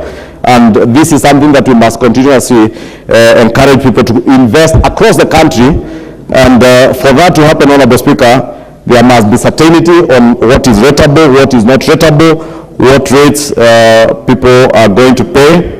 Honorable Speaker, lastly, this bill proposes to introduce 4 forms of rating. This will be the annual rent of value rate, where land is rated annually, and you know with certainty this is how much you pay annually.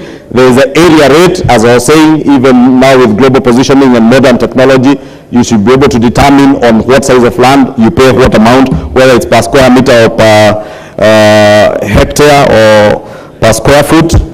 Then an improved site value rate and a site value rate in combination with an improvement rate. Because, Honorable Speaker, it's also not fair. There are properties even within CBD that are not developed, and therefore there is no improvement on that land.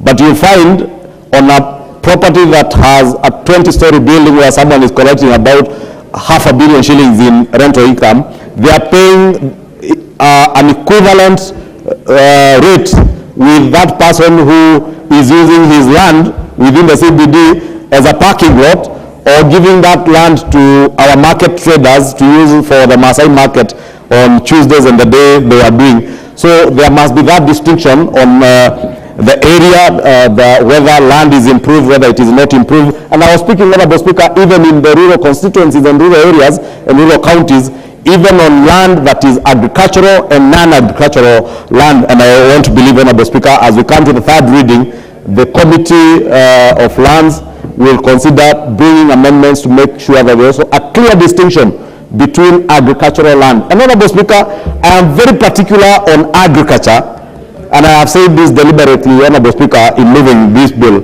because one of the greatest risks that we face in this country today is that of food insecurity.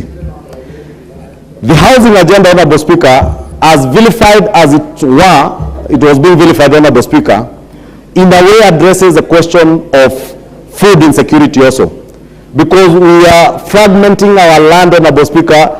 Before, some years back, the lowest fragmentation was 50 by 100, which is an eighth of an acre. Today, Honorable Speaker, I have seen in my own county fractions of 20 by 80. And I have tried to, Honorable Speaker, there are 40 by 80s. Those so-called gated estates, they are telling people we are selling you quarter an acre, but we are selling you a 40 by 80, some 70 by 30. In Embakasi, they will tell you they are all 33 by 66. And, Honorable Speaker, those are the issues we are speaking to, that we must have those distinctions, Honorable Speaker, so that when we come to the 3rd reading, we are able to ensure there is actual fairness. Because the more we fragment our land, the more we expose ourselves to food insecurity. If we are able to safeguard our land from further fragmentation and secure more of our land for use for agricultural purposes, encourage our farmers by giving them lower property rates on agricultural land, we encourage even more of our young people to get into food production and agriculture and secure food security, but not this business that we are now in of what I call broti maguta maguta, where every free and open space in this country today now is up for fragmentation and subdivision for housing estates that are even not planned and defined. Honorable Speaker, therefore, this bill will be able to address some of those things. The bill, Honorable Speaker, has also provided for the appointment and powers of a valuer to undertake preparation of valuation roles, and also introduce the office of a chief government valuer with respect to standardization and harmonization on preparation and implementation of the valuation roles across the counties. Because, Honorable Speaker, as I said, we leave it to the whims of revenue officers in our counties to determine what rates to levy on property owners. Honorable Speaker, that becomes a very good avenue for corruption. That's why I was saying in my own county, depending on which officer you find on which day, you will get a different figure. And they all get those figures from the system, funny enough. I don't know what they do to the system. Some will indicate for you on a piece of paper. Some will generate in a system. I don't know how they're able to change those systems. So we want a system where you have a chief government valuer who will be able to rationalize, so that based on the value of land in different parts of the country, the chief government valuer now will be able to standardize and harmonize the valuation roles across the counties, so that one county doesn't overtax people as opposed to another, and therefore make some of our counties very unfavorable or unattractive for investments, whether by local or foreign investors.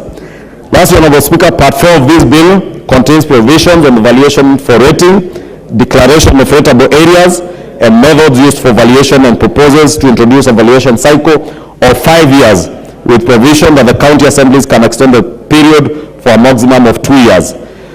The bill further provides guidance on the preparation and content of valuation roles and supplementary valuation roles, together with alterations, publication, and objections thereof, and exceptions provided. Honorable Speaker, it's important that whatever valuation roles we come up with in our counties, every 5 years we're able to review them, and the county assemblies can extend those valuation roles or whatever they are using for the rateable areas for a maximum of 2 years, so that again all our county governments appraise themselves with the current developments.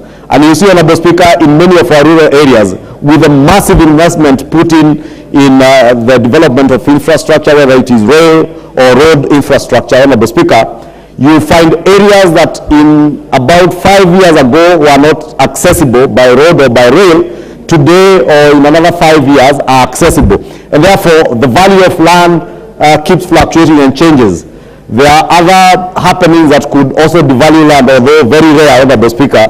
Therefore, if you go for a long time without being able to review, then county governments will lose the opportunity to be able to collect rates from their areas. Therefore, we want to ensure that every 5 years, our county governments are able to review the rateable properties and the rates that they are charging, and the areas where the rateable areas and the methods that they use for valuation, so that they keep appraising their sources of revenue, Honorable Speaker, to be able to generate more revenue. And I was saying, Honorable Speaker, in the earlier debate on the VAT on market digital place, we did commit as a Kenya Kwanza government, right from the campaign to when His Excellency the President took over as the leader of this nation last year, that this government will be deliberate and intentional in ensuring that we create new avenues of raising revenue or revenue raising measures, not just what we did in the digital marketplace VAT and other taxes, but even in this Rateable Ratings Act, we are seeking to create new avenues for our county governments across the country, even Marsabit County, where my sister Honorable Naomi Wako comes from, and I know she is working very hard, hopefully to be the next governor for that county. Should that happen, Honorable Speaker, we want to ensure that her and other members of parliament here who intend to run for governor positions have very good sources of revenue. For instance, Nandi County, where the Honorable Meli comes from, is one area and I mentioned the Honorable Molly deliberately because I also know he intends to run for governor.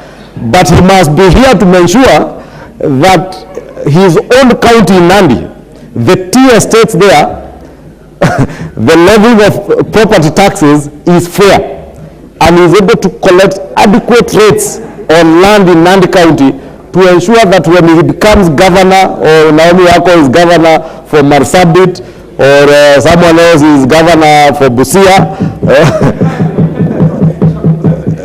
you have sources of revenue that you will not become another crybaby to be asking for money from the center. Because all our governors have huge opportunities. And I must take this opportunity, Mr. Speaker, to thank governors.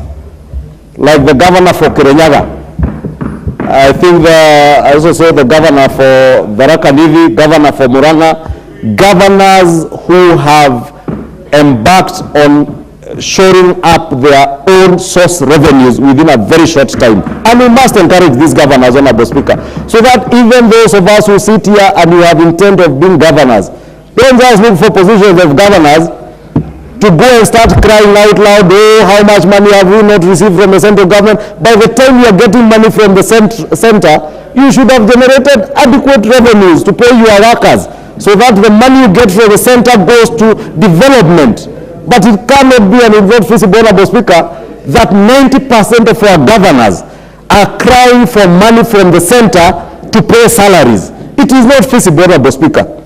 But we must also, and we have an obligation as members of parliament and as lawmakers, to make laws that will ensure that our governors have systems where they can collect, whether it is these rates from property, whether it is levies for the massive infrastructural development that we have seen across many of our counties in water and sanitation. Honorable Speaker, many of our people assume that sewer, because it's sewerage and is filth, is free. Yes, it is free when you are pumping it out of your body and flushing it out of your toilet. But when it gets into a county government funded or a government funded sewer system, you as a person who has dispensed that sewer should be paying to the county government, and the county governments must ensure they have even metered ways of being able to collect revenue from sewer, so that the more you use and the more you dispense into the sewer system to go to Embakasi, Ryan, wherever, Honorable Speaker, you pay. Because you pay to eat.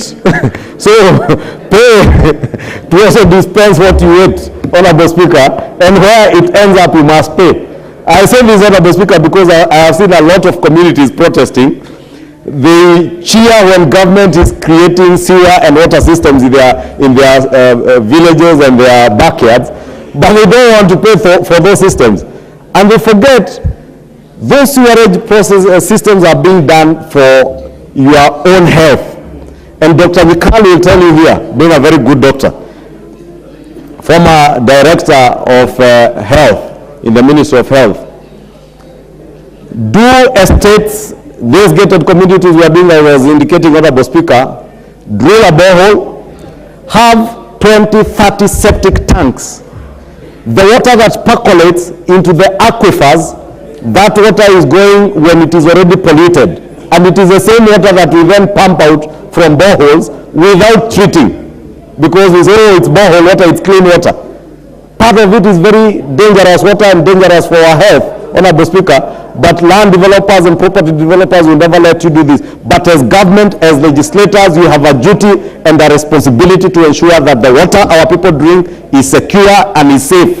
And therefore, we also have a duty to ensure that we secure the sources of revenue that our county governments will be able to generate revenue out of, so that we're able to provide the sewer systems, the clean water and safe drinking water, Honorable Speaker, provide secure environments by giving our estates and our neighborhoods street lighting, Honorable Speaker.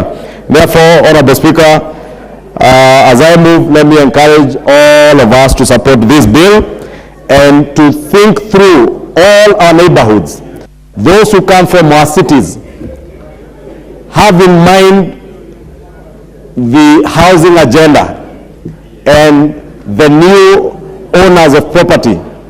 How will someone who owns a studio on the 40th floor of a building in Ziwani pay for rates to the county government because he is enjoying to the 40th floor? He will expect to have clean drinking water and clean water to flush their toilets and use their showers. Therefore, they must be paying something to their county government for the county government of Nairobi to be able to provide that clean water and sewer services in that city. Those of us who come from rural and peri-urban constituencies, let us also have in mind the issues I'm speaking to, and I hope the chair who will be seconding this chair in charge of the lands committee will put in mind the issues I've spoken to on land that is being used for agriculture, so that we also secure and encourage land used for agriculture.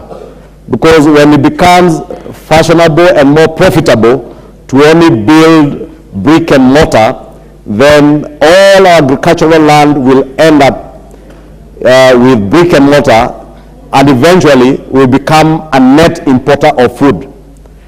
Honorable Speaker, I had the opportunity this Sunday to visit a farm in Taita Taveta County, and I was impressed with the potential of agriculture even in what are otherwise very dry areas of our country, semi-arid and arid areas. The potential, the soils are fertile and all they lack is water. And with provision of water, we can turn around and make our country food secure. But even as we do that, we must bear in mind 10 to 50 years to come, what will happen to our country if we discourage our farmers, if we even discourage our young people from getting into agriculture through taxes that we are levying either on farm implements. And I must thank the Finance Committee because they were deliberate during the Finance Bill. As I keep repeating, Honorable Speaker, the Finance Act is vilified without people paying regard to the very good propositions that lay in that Finance Act, where farm implements, farm inputs were zero rated, some taxes were removed from them, so that we even encourage people to get into farming, Honorable Speaker. And Honorable Speaker, that's why I'm saying, even as we consider this bill, I hope during the third reading, the Committee on Lands will ensure that we also safeguard that aspect of agricultural land, so that, again, our counties do not levy property rates on agricultural land or land set aside for use for agriculture, Honorable Speaker. And as I said, I have that good experience in Kiambu County, because there is no distinction between land that is agricultural and land that is for other developments. And therefore you find farmers now are opting to subdivide their land and build houses, because that is the only way they'll be able to pay the rates that are being levied by their county governments. Therefore, we must have a distinction, so that a farmer who is growing vegetables in Kikuyu or a farmer who is growing avocados in Murang'a does not get encouraged to get into housing and subdivide his land into 30 by 70s to be able to generate more money to be able to pay the rates to their county government, but they can grow their avocados, they can grow their vegetables and be able to pay affordable rates to their county governments. And I would even propose that land set aside for agriculture, the property rates be almost zero or negligible. It should be 0.0000005%. So that there is something, but there is nothing.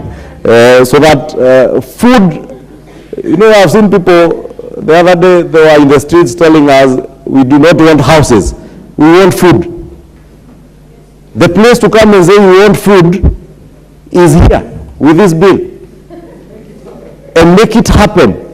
The place to make sure that we have policies that we encourage farmers to grow crops even within our urban areas. I was saying now Kajiado, if you go to Kitengela, you go to Isinya, all the way almost to Bisil, all that land now is going up in brick and mortar. But it's fertile land, virgin land, when nobody has ever farmed. If anything, it's only animals that have done their business on that land and provided compost organic manure that makes the land very fertile.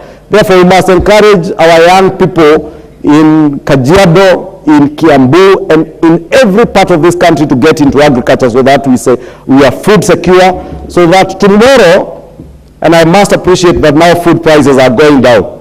Now, Mr. Speaker, you know, when the president said that the other day that you do not, food doesn't come from the market, it comes from the farms. People thought it was a joke. And we told them that food prices in this country will come down. I am glad. I have seen even the hateful media, those who can never write anything good about this administration, at least today they are publishing news saying that eventually food prices are coming down, which is a good thing, because we did the right thing by subsidizing inputs for agriculture, encouraging people to go back to the farms. And I must thank even those of our colleagues from the minority who have seen the wisdom of getting out of the streets and joining other Kenyans in the farms, members of parliament joining us back in the house to legislate and give rise to policies that will make food more affordable to the people of Kenya.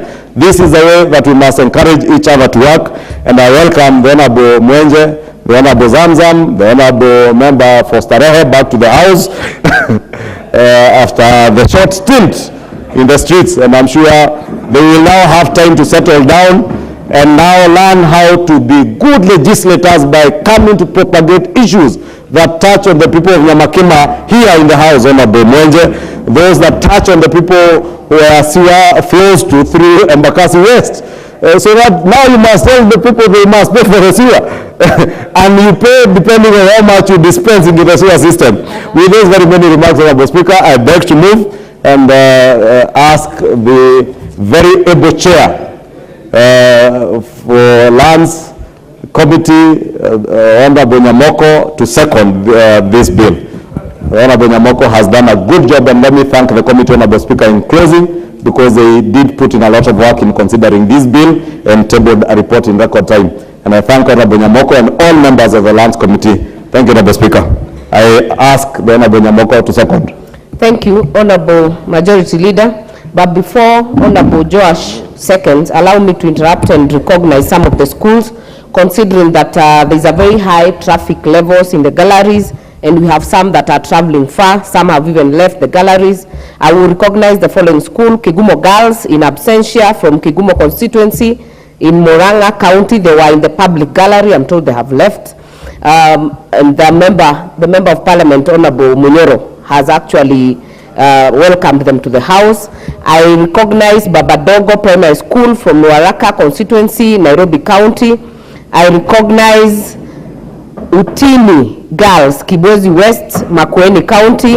I recognize Kanyabora Boys, Mbere North Constituency, Embu County. I recognize from the Speaker's Gallery, St. Bakita Siakago Girls, Mbere North, Embu County, St. Catherine Gaturi Girls, Mbere North, Embu County. And on behalf of the House, I welcome you to observe the proceedings of this House.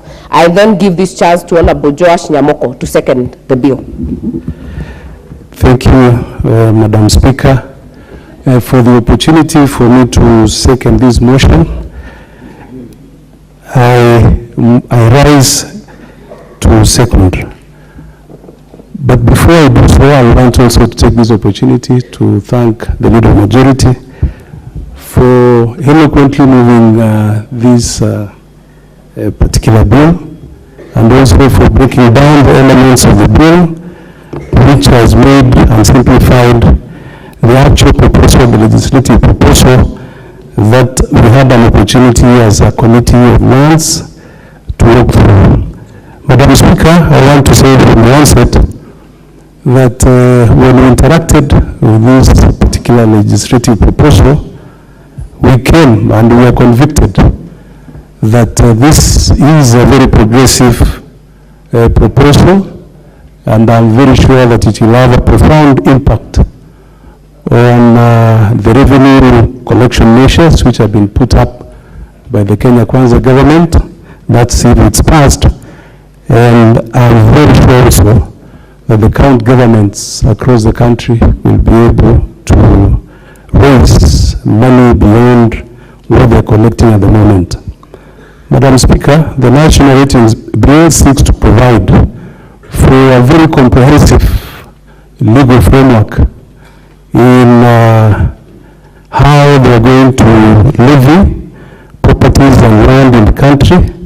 It also provides a mechanism on how valuation of rateable properties will be undertaken, and also there's an element of the appointment of all valuers, the setting up of the criteria for the appointments of valuers, and also it will provide for the establishment and determination of powers and functions of a national rating valuation tribunal. This is something that we've not had, and even when we interacted with the Council of Governors, they had a proposal that it could have been better for them to have these tribunals set up in the 47 county governments, but we didn't find it tenable. The bill seeks to give effect to Article number 190, as eloquently articulated by the Honorable Leader Majority. That's sub-article number 2, and also Article 2 and 9 of the Constitution, by providing a uniform legislative framework and a mechanism on how the county governments are going to undertake those functions which have already been highlighted. Madam Speaker, currently, levying of property rates in Kenya relies on valuation of Rating Act Cap 266 and Rating Act Cap 267. These acts, which were enacted in 1956 and 1964 respectively, are outdated and lack a clear legal framework to guide the county governments in achieving optimal property rates collection, as they are not aligned to the Constitution, which, Madam Speaker, we passed in 2010, and the devolved system of the government. By the application of these outdated legislations, it implies that the current governments are not able to realize their full potential because they are basing their collections or the rates on these laws which were passed in the 60s, and that's why it has become very important and prudent for us to look at this particular space. Madam Speaker, in 2018, the National Treasury, with the assistance of the World Bank, commissioned a study by Adam Smith International on own source of the revenue potential and tax gap study, of which the Kenya county governments, in the county governments, among the key objectives of the study was to map out counties' local revenue potential base. The study established substantially and realized county revenue potential ranging between 55 billion and 173 billion as compared to what is being collected today, which is 35 billion that counties are collecting. So if you look at this 35 billion, it doesn't even fall between the brackets of the potential that we have, which is between 55 and 173. Madam Speaker, when they were doing this study, they were also able to determine that most of the revenues which are collected by the county governments, this particular one, which is revenue collected from the properties and land rates, it's not as attractive as what is usually collected from the parking fees, what is collected from health facilities. And when you look at this potential from the study and the conclusion which was undertaken by this study, it means that if we are able to do the actual implementation of bypassing this, we will be able to facilitate the county governments across the country and even the national government to collect more and more for the development of the country. Madam Speaker, the bill therefore seeks to repeal Valuation of Rating Act Cap 266 and the Rating Act Cap 267, which I've indicated were done in the 60s by providing for a uniform legislative framework to regulate national government and county governments in imposing rates and valuing of properties as contemplated in the Constitution. The bill seeks to provide for enhancement, certainty, uniformity, and fairness in levying of property rates by the county government. In other words, what we're going to have at the end of the day is just a single legislation which will regulate all the county governments and the national government. Unlike the case today where you have various county governments have come up with their own rating laws, which in most cases are at variance and are not very uniform. Madam Speaker, if you could allow me, then I'll go to the clause-by-clause analysis so that the House can have a detailed understanding on how this bill has been organized. So as I indicated, the main objective is to have the guiding principles on the application of the Act and use of technology. Clause 3 of the bill provides the objects and purpose of the bill, which number 1 is give effect of Article 191 and Article 2093A of the Constitution by providing for a uniform legislative framework, and number 2, a mechanism on how the county governments shall undertake valuations for the rating and imposition of rates on rateable properties.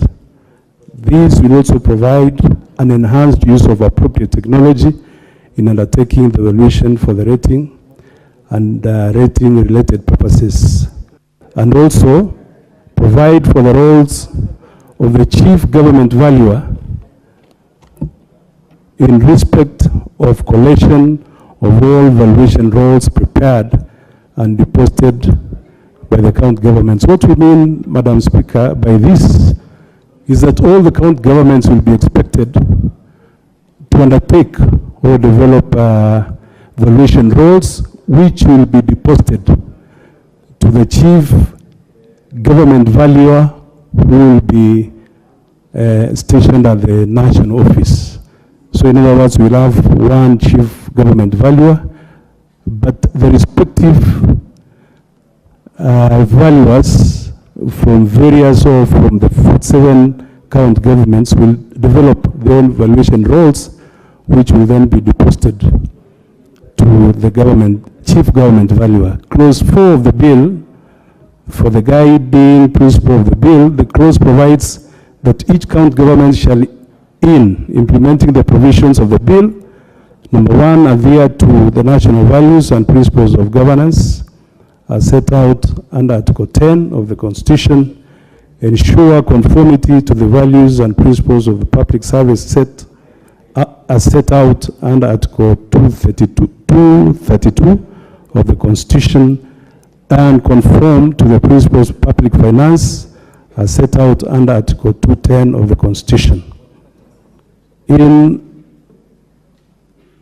Clause 5 of the bill regulates the application of the bill and provides that the Act shall to all rateable property within respective county governments. Clause 6 of the bill, that is the use of technology, and provides that each county government shall establish or employ appropriate technological systems in the preparation and the implementation of the valuation roll on the supplementary valuation rolls. Honorable Speaker, Part 2 of the bill, and that's clause number 7 to 20, contains a detailed provision regulating rating, including duty to levy rates, forms of rating, notices of rating, publication of rating area, annual rent of value, rating, the notice of rates, payment of rates, remission of rates, discounts and waivers, enforcement of payment of rates, and contribution in lieu of rates. Part 3 of the bill, proposed bill, Clause 21 to 25 contains a detailed provision regulating the appointment and the powers of valuers, including the criteria to be a valuer. That's for you to be appointed, the qualifications one is supposed to have, responsibilities of the valuers, powers of the valuers, and responsibilities of the chief government valuer. Madam Speaker, Part 4, that's clause 26 to 36, contains a detailed provision regulating the valuation for rating, including general basis of valuation, declaration of rateable rate areas, methods of valuation, preparation of valuation rolls, and supplementary valuation rolls. Contents of draft valuation rolls and draft supplemental valuation rolls. Alterations of the valuation rolls and supplemental valuation rolls. Deposit of draft valuation rolls and draft supplemental valuation rolls. Publication of the rolls, objections, uncontested draft valuation rolls and draft supplemental valuations rolls, and exemptions. Honorable Speaker, Part 5. That's clause number 37 to 53, contains a detailed provision regulating National Rating Tribunal, which contains a detailed provision for regulating establishment of National Tribunal, composition of the tribunal, jurisdiction of the tribunal, proceedings of the tribunal, oath of office, quorum, disclosure of interest, tenure, technical advice, arrangements of business, powers of the tribunal, remunerations, members of the tribunal, staff of the tribunal, vacancies of the tribunal, evidence and penalty for failure to comply with the tribunal's lawful order, and appeals. Clause 37 of the bill establishes the National Rating Bill. Madam Speaker, Part 6, that's clause 3756, contains a detailed provision regulating miscellaneous, including notices and appeals. Part 7, clause 54 to 55, contains a detailed provision on delegated legislation. That's clause 56, 57, including regulations and savings and transitions. The first schedule contains a detailed provision regulating application for remission of the whole or part of the rateable payable to the owner of the rateable property. First schedule contains a detailed provision regulating contributions in lieu of the rates forms. The third schedule contains the rates objections form.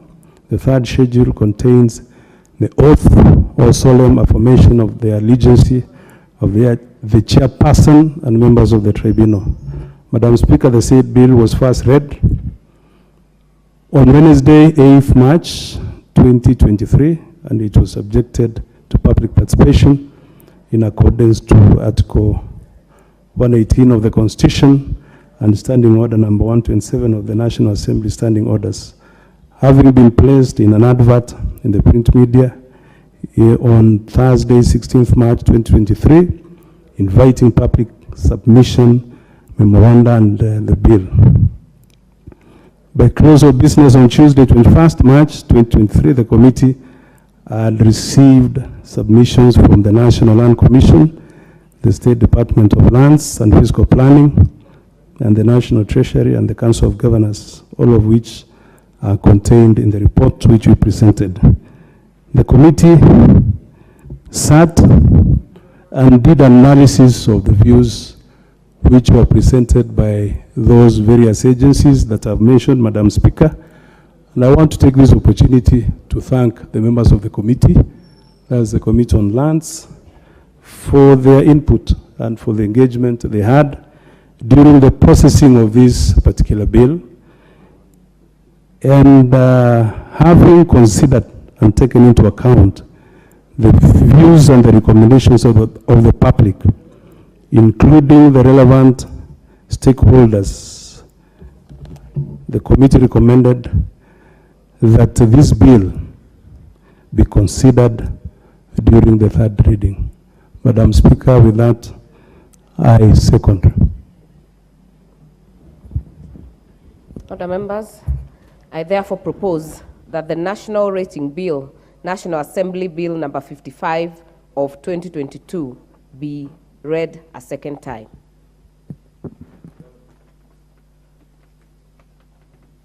Honorable members, before I give the members to contribute, allow me to recognize yet more students in our galleries today. In the public gallery, ACK St. Paul Mehote, Mathioya Constituency, Murang'a County, and in the Speaker's Gallery, St. Francis Girls Mangu, Gatundu North Constituency, Kiambu County. On behalf of the House, I welcome you to observe these proceedings of the House. This chance will go to the member, Honorable Jackson Kosgei. Thank you, Madam Speaker. From the onset, I wish to state that I support the motion. Clarity of law governing land as a principal factor of revenue collection in any country, generation in any country, is of great importance and cannot be overemphasized. It has been said that the rule of law in the ecosystem of investments is a vital source of progress and sustainability in development. So it is very important to relook at and continue to progressively assess how the laws governing our urban centers in relationship in its growth and also in the development and our economy. One, it creates an environment within which our people can enhance their creativity, can flourish, and can increase their prosperity in building the economy in the nation. Madam Speaker, the law plays a very important role, and especially this time as we continue to implement and enjoy the fruits of devolution in this country. Some urban centers which falls on the boundary requires some clarity of management because it has become a source of conflict between communities that operates in markets and also authorities that are concerned. Sometimes you'd never know whether it falls on this county or the other one, but I think as we look at this, it is going to sort out some of the ambiguities governing the same. By improving our relook on our laws pertaining on revenue collection also in this area, we are also helping to foster development by strengthening the voices of the people and individuals and communities when they are requiring to access justice. So the easier it is for them and the easier it is made for them, it creates some confidence when their rights are violated. Madam Speaker, I support the motion. Thank you. Thank you, Honorable Member. The Vice Chair of Lands Committee, Member for Naivasha. Thank you, Madam Speaker. Being a member of the Lands Committee, I think I support the bill because I'm definitely part of it. And all that needs to be said has been said by the Majority Leader and my chair, because this bill seeks to harmonize the erratic way rating of properties have been done. If you see, the last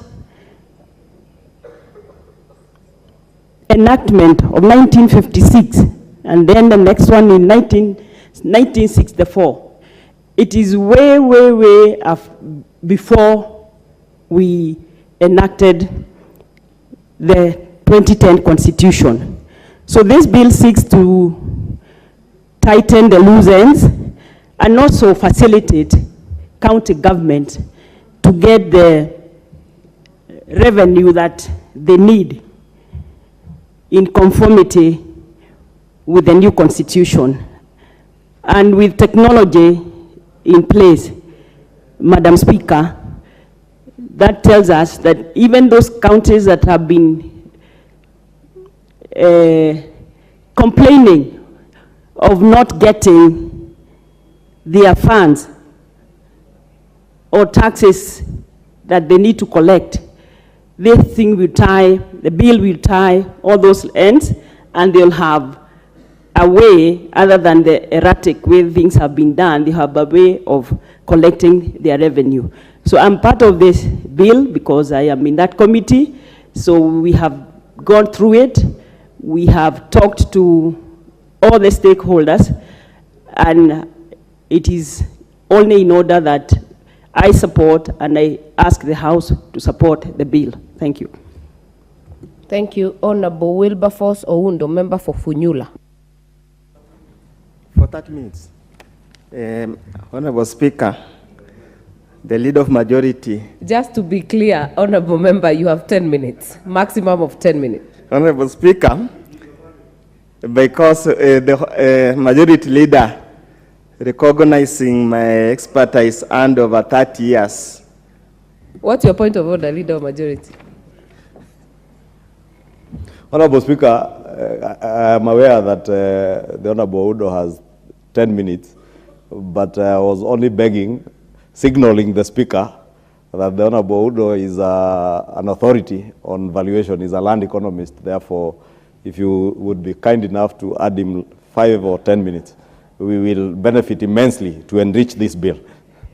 Leader of majority, the Speaker is signaled, but we made these rules, and I know Honorable Oundo will be, being an economist, will be economical with his words to fit in 10 minutes. Thank you, Honorable Speaker. I must declare that I'm a registered valuer, having practiced for over 30 years. I have been a lecturer of both valuation and land taxation, and obviously I'm happy that finally what we set out when we started the land reforms, the process of land reform sometimes 1990s, to consolidate and harmonize various land laws or land administration laws is now coming to fruition. Honorable Speaker, what we are talking about here today is in the realm of land administration that talks about issue of titling, registration, taxation, and the rest. And I'm happy, Honorable Speaker, we are putting into effect Article 209(3) of the Constitution that allows county governments to levy taxes, and one of the taxes allowed to levy is land rates, entertainment, and its licenses for trading and businesses. Honorable Speaker, the bill essentially tries or attempts or has collapsed 2 different bills or 2 different acts we have used for practice, as they have clearly said, since early 1950s or late 1950s and independence. That is the Rating Act and Valuation for Rating Act. And Honorable Speaker, so essentially they have combined the two and tried all they could to expand and enrich to fit the requirement of the Constitution of Kenya. Honorable Speaker, in the issue of land administration, the central point here, and I think the majority leader tried to allude to it, is the issue of land information management system. Honorable Speaker, under the committee of the whole House, the issue of integrating land management information system at the National Land Registry and the county level in respect of the evaluation role has to be central to this particular bill. And I hope the Committee of Lands has had technical advice and technical input to make sure that we incorporate the same. Without the integrated land information management system, Honorable Speaker, this bill, when it becomes an act, will just be like the other that we have had before. Honorable Speaker, in the realm of land taxation, there are a few issues that we must put in place. Number one, what is it that we are taxing? When you have land, and that's why progressive legislation have gotten away from the reference to land and are now talking about property taxation, to expand the definition of property as in law as compared to the limited definition of land. So here the question is, what are we taxing? Are we taxing income from the ownership of the property? Or are we taxing the brick and the mortar? Or are we taxing the physical attribute of the land? I see in the bill there has been an attempt to make it loose-ended, that at any given time, the generating authority in this event, the county government, can choose any mode to use to tax. But essentially, when you look at the Constitution, the public finance section seems to say that there must be uniformity in taxation, so that there must be some predictability, so that if I'm in Mombasa, I'm an investor in Mombasa, I want to own a property, and I have another investor in Seaport, I own a property, there must be certainty on the amount of taxes I'm going to pay. And therefore, as we move forward, we must, as a country, make that conscious and deliberate decision that what form of rating do we adopt? Do we adopt an improved site value? Do we adopt improved property value? Or do we go for area rating? Honorable Speaker, that's the first part, which a debate must be exhausted. And that's why the link of integrated land information management system becomes critical, because then it will tell us what is the kind of land, what kind of the use of the property do we have at that particular moment. Secondly, and most important, equally important, is the issue of identification of the property. When you look at the Land Registration Act of 2012, talks about the boundaries must be delineated and identified using geographical positioning system. Unfortunately, Honorable Speaker, and I would seek that answer from the Minister for CS for Lands in due course, the number of titles that have been placed under GPS or geographical positioning system are very, very few. So again, without having the proper infrastructure in place, this bill that we are proposing to have uniform application throughout the country is going to be tedious and might not work. What has been happening since the proclamation of the new constitution is that county governments have been domesticating the Rating Act and the Evaluation for Rating Act for purposes of undertaking or preparing a valuation role in order to collect revenue. Honorable Speaker, the third most important thing is the identification of the rateable owner. Who is the rateable owner? And this brings into question, who draws the benefits? When is an owner, is a leaseholder for 10 years, can he be considered an owner or not? So that's a debate we must go through over time, because that has been the lacuna in law. You find that quite a number of properties have been rates have been charged on the wrong party, yet the person who drives benefits, actual benefits, is another person. So again, Honorable Speaker, we must have that debate as we go ahead, as we enrich this bill. Honorable Speaker, of course, the most controversial and contentious issue has been the rate to be applied, the rate struck to be applied. Honorable Speaker, all over the world, and if you look at the history of land taxation, started during the feudal system in the UK, where they say the owners of the land, as they derive benefits from public service, they must pay back for the maintenance and expansion of those services. All over the world, taxation has always been an emotive issue, has been a political issue, and if anybody ever doubted the politics of taxation, must have seen with the just forcibly enacted Finance Act. So obviously, as part of the amendments, we'll make enrichment that are before the county executive committee member responsible says the rate struck, there must be adequate public participation. and there must be public participation that makes meaning.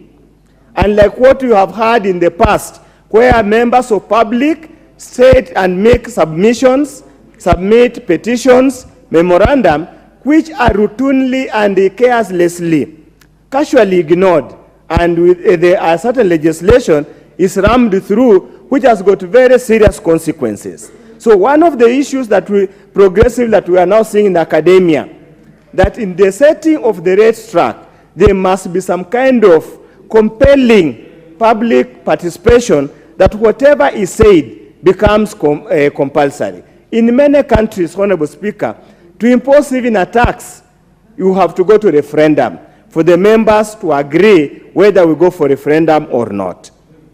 Honorable Speaker, again, in any particular area, I have seen in this bill, they say the county government is a rating authority, and they say all the properties in the county government will be subject to a rating. Honorable Oundo, given your expertise and the fact that you hired the leader of majority to be your lawyer, I will exercise my discretion and add you 5 minutes. I see your time is running out. For the first time, the leader has been sympathetic to the majority of Kenyans. So, Honorable Speaker, the debate that we must have here is that the bill proposes that the rating authority will be the county government. And they say it suggests that all the properties in the county government within the jurisdiction of the county will be subject to rating.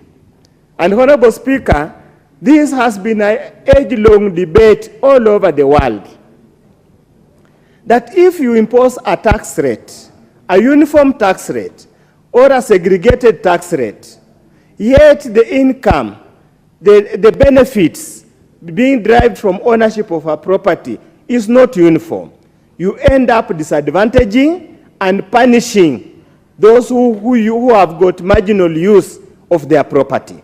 For example, Honorable Speaker, a peasant farmer in the area Muranga or in the area Kiambu here, who has got very little he extracts from that piece of land, ask him to pay rates at the same rate like somebody from this side of Kabete, where they collect gold in form of coffee, is emotionally unfair and politically disadvantageous. The thinking has always been, under the Constitution, county governments are allowed to declare an area an urban area under the Urban Areas and Cities Act. So that's the kind of discussion we must have, that should we punish peasant farmers wherever they are. Of course, there have been arguments here in Nairobi that what happens, somebody comes and puts up a a residential block and lives there. Should the rest be the same? But the other part of the debate, Honorable Speaker, is that what happens for owner-occupied, a retiree who occupies his house, has no income, the only income he has is pension. How would you force him to pay rent at a certain level beyond even the rent you could have derived from that particular area? So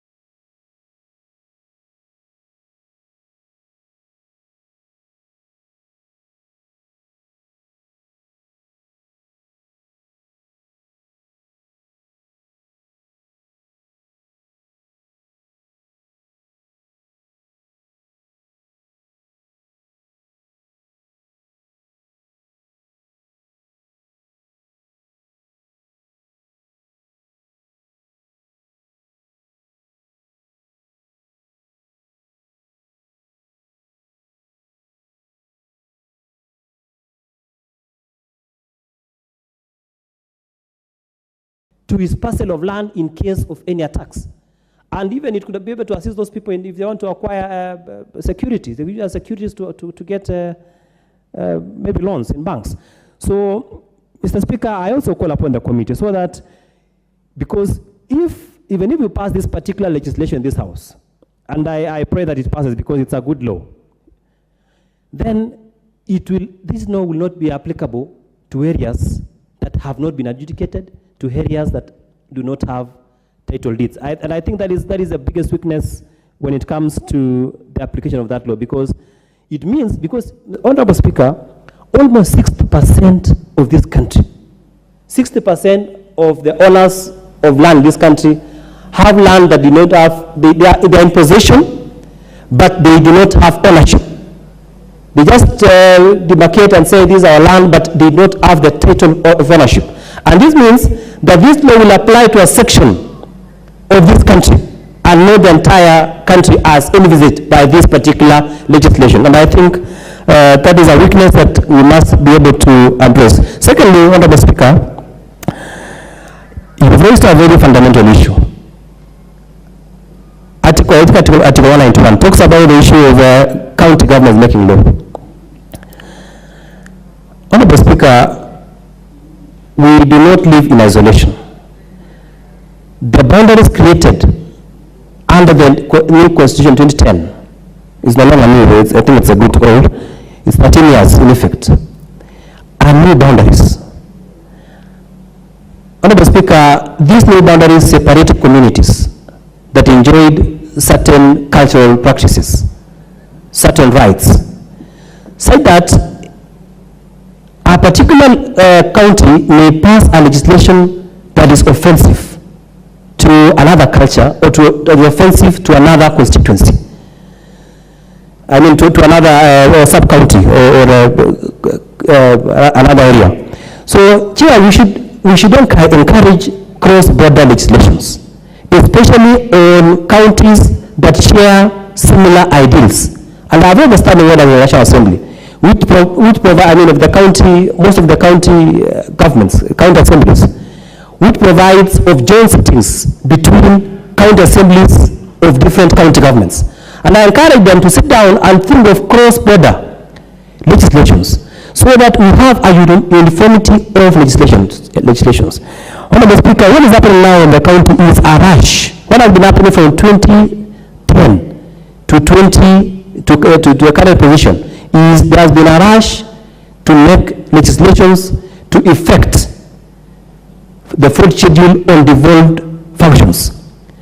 But these laws are a duplicity of other laws by the other county governments. So that there is a lot of copy pasting by a certain county to make a law because the law provides, because the Constitution provides that a function is devolved. I will give an example, Honorable Speaker. One was on liquor licensing.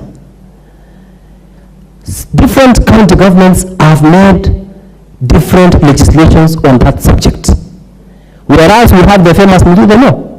So when it comes to interpretation by the courts of law, and these are two conflicting legislation. One is a national law that is in existence and was in existence before the coming of the county governments.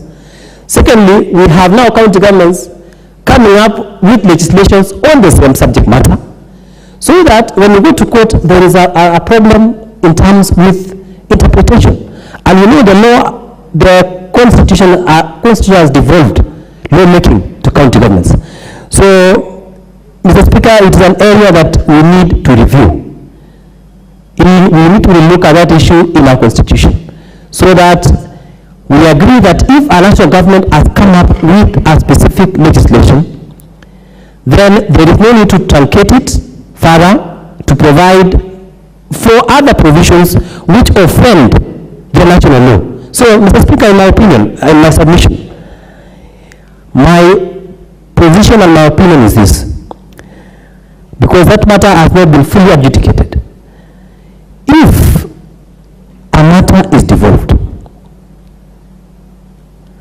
and Senate, which exists to protect the interest of the county governments, if the Senate has made or has proposed a certain bill, and that bill has been enacted, procedural as by law, and the county government makes another law on that particular subject matter, then the national law should prevail if it is a matter that has been devolved. So, Honorable Speaker, that could be my submission, because I have borrowed that, and I like the way this bill has been drafted. It is very clear under clause 7.2. Honorable Speaker, it says, county legislation shall be in compliance with this act, meaning this bill, so that even if the county government, because we cannot also deny them the power to make law, because it is provided for by the Constitution. But the national law should provide a similar, the national laws made by the Senate, because they deal with the county governments, should provide a similar provision in all its legislations, so that if the county government makes a legislation that involves a devolved function, and the Senate has made a similar legislation, then this clause that the county legislation shall be in compliance with this act, meaning in terms, because it has been made by the Senate, it's a Senate bill, then, Honorable Speaker, the national law should prevail. That is my submission, Honorable Speaker. Thank you, Honorable Toroitich, and I hope the committee listened to you on those two aspects. As I have said, it's always very nice to listen to you. Honorable Ferdinand Wanyonyi, the MP for Kwanza, and lay Cardinal Catholic Parish Parliament Branch. At what? I didn't hear the last one. Mr. Speaker, I didn't hear the last one, but I want to thank you for this opportunity. I'm not speaking as a lawyer, and I'll speak as an ordinary Kenyan, because I have experienced a lot of this conflict, and I want to thank the leader of the majority for coming up with this bill. I think in the onset, there are a few things that he has mentioned, and I feel, Mr. Speaker, we should be able to talk about. First and foremost, the fair rating by the county government for infirmity, and of course, favorism is bound to be there. And I think this is something that we are now going to get rid of, so that can be able to do things that are supposed to be modern.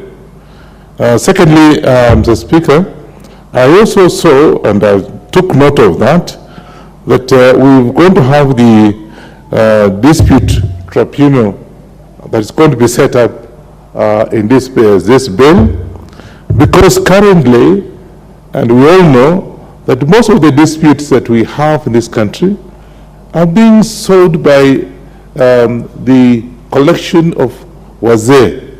All men sit around and look at whatever it is, and of course the one with a heavy heart, one with some pockets, heavy pockets, my speaker, you find that he take the day, because what will happen is a beautiful and fair representation of the issue. And therefore, I think given that we are going to have the dispute tribunal set up with this bill, I want to say that's the right thing to do. And of course, the other thing that I have noted, and I've got to agree, is that actually we have been solving the rates at which some of these cases are very many in this country. And more so, you will find that when it comes to the judgment, I have about 5 cases in my constituency, and I don't want to talk about them here because it's not the right place, but I have had 5 cases of land dispute, because I come from the Rift Valley, and that's where the whites settled, and people came in and just cracked land, because it depends on who you know in the area. And we've had cases like that, and today I'm having cases, 5 cases. I don't know what to do, because if I now let the county government sort out the dispute, Mr. Speaker, that will not be done properly. It will be favored. So that again is something that I think you being a lawyer, and my friend here who has just spoken being a lawyer, you know that. I think the way we are going is good, and of course, again, whatever we are going to set up would be evaluated after 5 years. Somebody say that it's going to be very expensive, but I think we have to move with the time because things keep on changing. As they change, because we have to see what is not working, and therefore I quite agree that whatever you have put in this bill, that we will have evaluation of whatever we put up after every 5 years.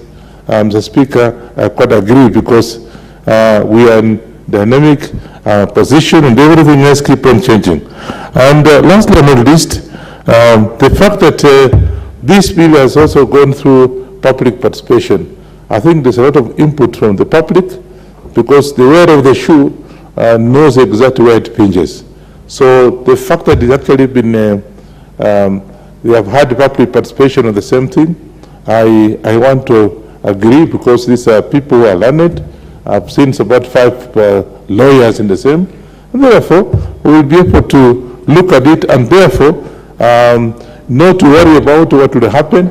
The third reading of this bill will be able to then come in with amendments and some inputs that will be able to assist because I'm seeing it the first time. I'm not a member of the committee, but I can see that there will be quite a number of things that will be able to change in the third reading. And therefore, Mr. Speaker, without wasting so much of the time and repeating myself and repeating what other people have said, I think in all fairness, I think we should be able to pass this bill as it is and then be able to have some amendment in the third reading. I support.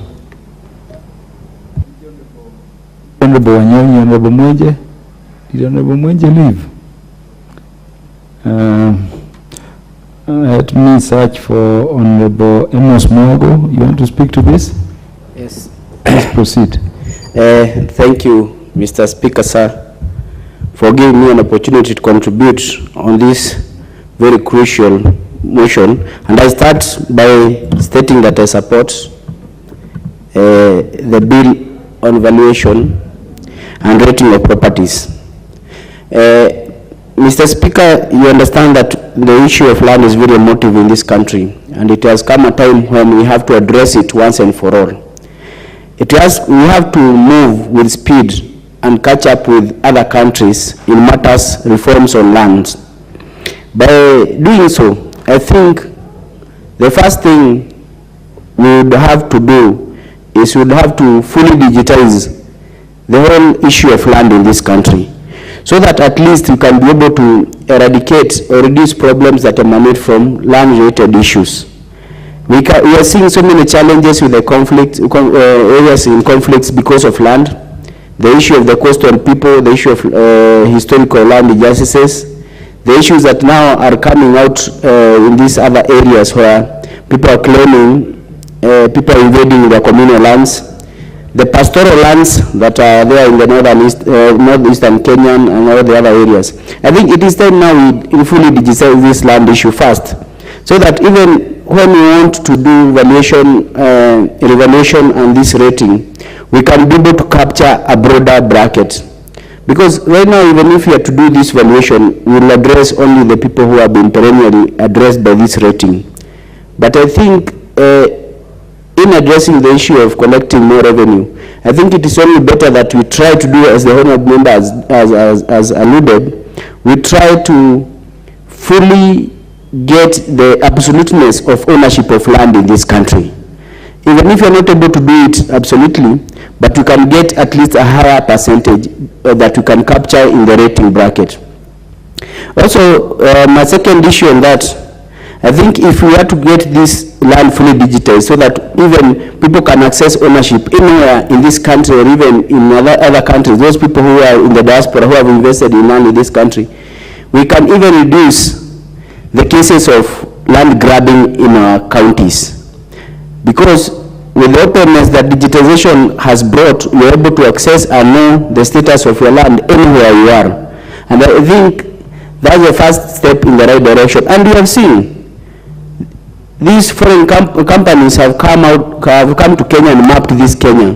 Like these companies that have offered these services of maps in our phones, you are able to trace a place, you are able to know how many kilometers from Kericho to Nairobi, you are able to trace a road, even the shortest of a road in the deepest of a ward, you are able to trace it. So it's only fair that the government invests resources in digitizing this matter, and it is possible, it is doable. As we have seen with Google Maps, as we have seen with other technology companies, they're able to trace things even in our villages, and they're not here in Kenya. So if the government invested more in digitizing this issue of land, I think you deal with that issue once and for all. My second issue, I seem not to agree with Majority Leader when he says that a higher story building will be charged more than the one that is being used for parking.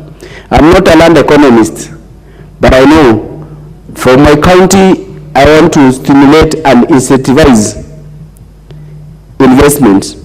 If I encourage the person that has a parking in the Nairobi city center, and that area can be developed and create more employment and more opportunities for our people, by making him not pay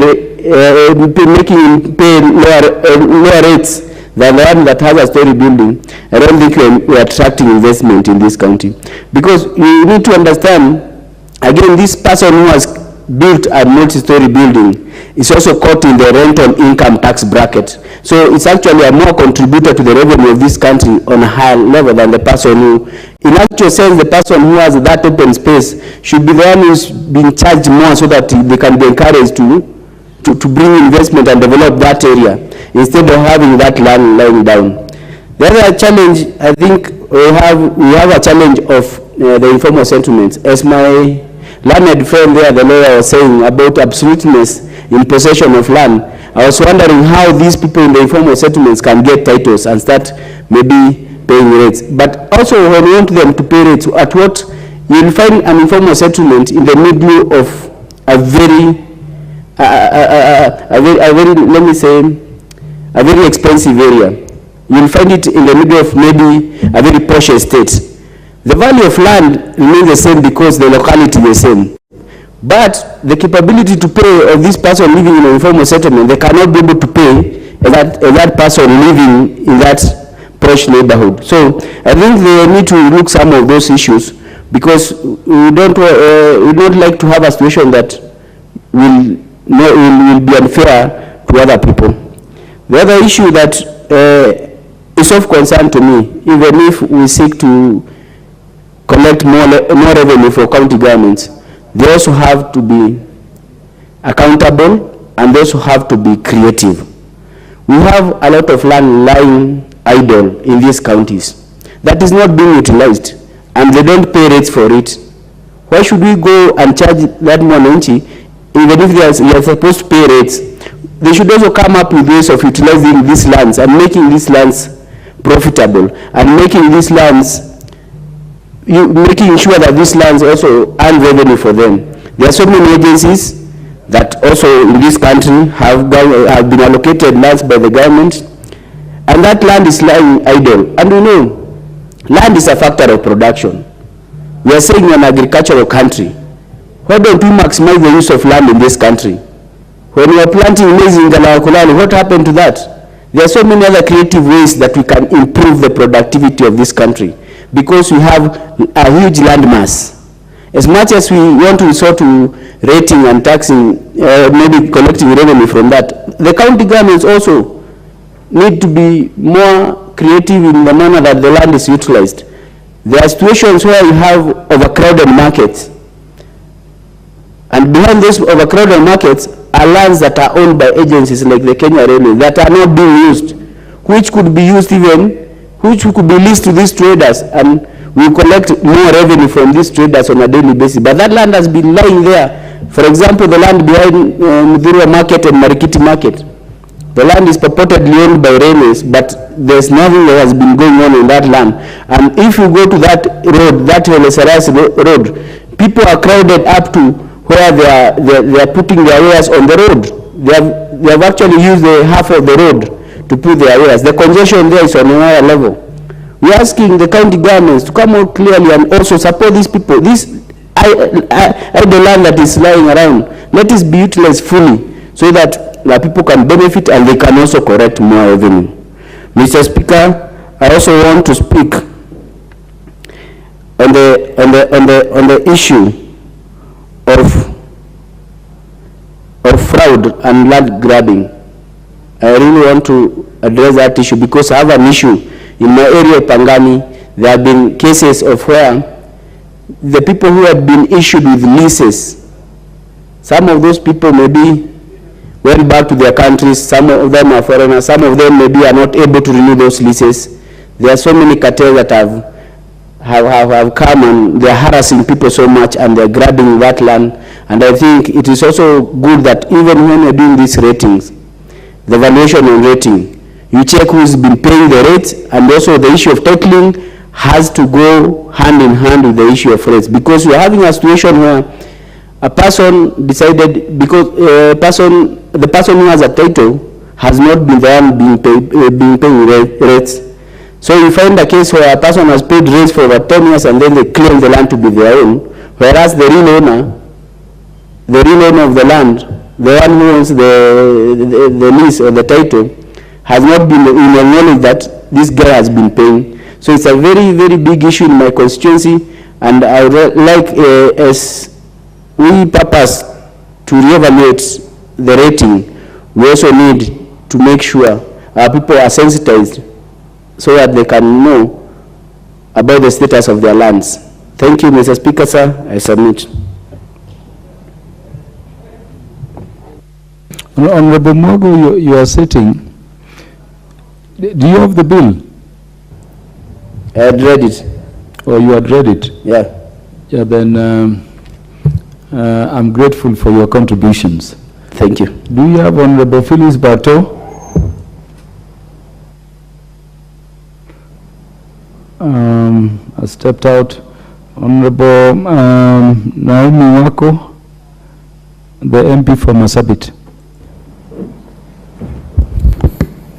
Thank you, Mr. Speaker, for allowing me to add my voice to this very important bill on national rating, Bill National Assembly Bill number 55 of 2022.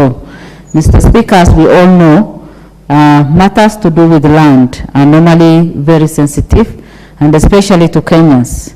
It's very sensitive, and we know that many families have had issues, conflict, and people have been fighting. Others have lost their lives just because of land matters. And again, we know that land again is another gift that God has given us, because God has blessed this country with fertile land, but we are not making good use of the land, and we are not able to get enough of resources out of it. So I stand to support this, and I also know very well that Kenya's 2010 Constitution is well, and it has captured very many things to do with matters land, and also suggests and also calls for complete overhaul on the matters to do with land and laws that regard matters to do with land. And so, Mr. Speaker, mine is just to say that I support, because of what this bill will do, because it is according to Article 209(5) of the Constitution that confers on Parliament powers to regulate the exercise of physical responsibility of the county government. And the principal object of the bill is to provide legislative framework for imposition of property taxes on land and building by county government pursuant to the same article that I have quoted.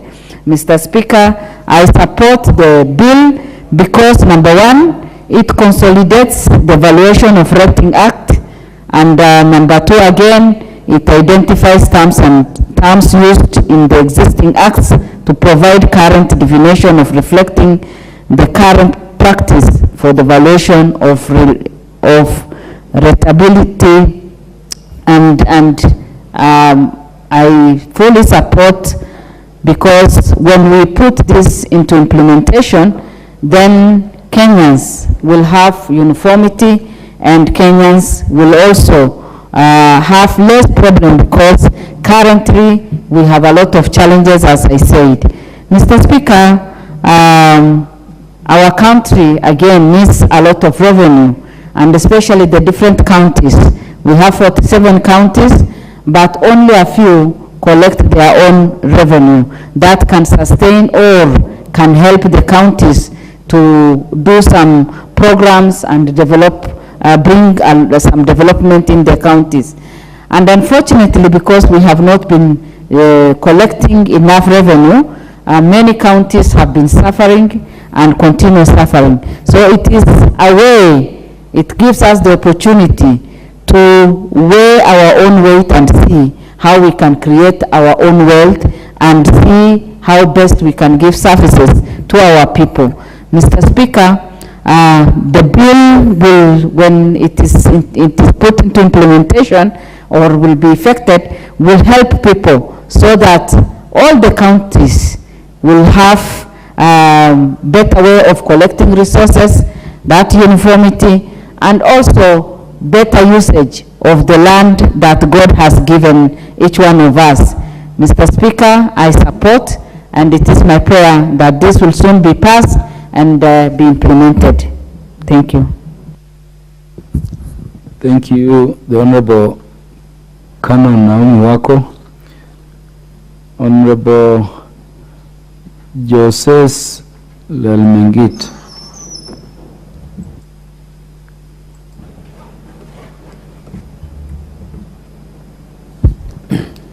Thank you, Mr. Speaker, for giving me this chance to contribute on this bill.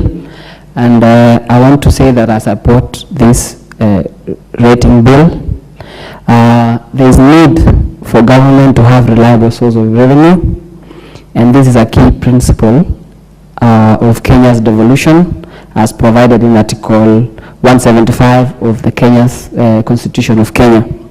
Again, the Article 209(3) empowers counties to impose property rates as a source of revenue. In the previous bill, rating bill, however, the existing legislation on rating does not provide adequate legislation to facilitate preparation of valuation rules and implementation. This rating bill, at the moment, gives guidelines and regulations that we got from public participation, international standards, so that it can give a uniform baseline for the county governments to implement. Examples on those are tabling of prepared draft valuation rules, which contain the owners of the parcels, properties, and also the details of properties. So this, a lot of thoughts went through this throughout. As a member of Lands Committee, we had an extensive input from professionals, valuers, surveyors from across the board. And also on public participation. In this bill, it has been enhanced, where everyone almost from all sectors have been involved.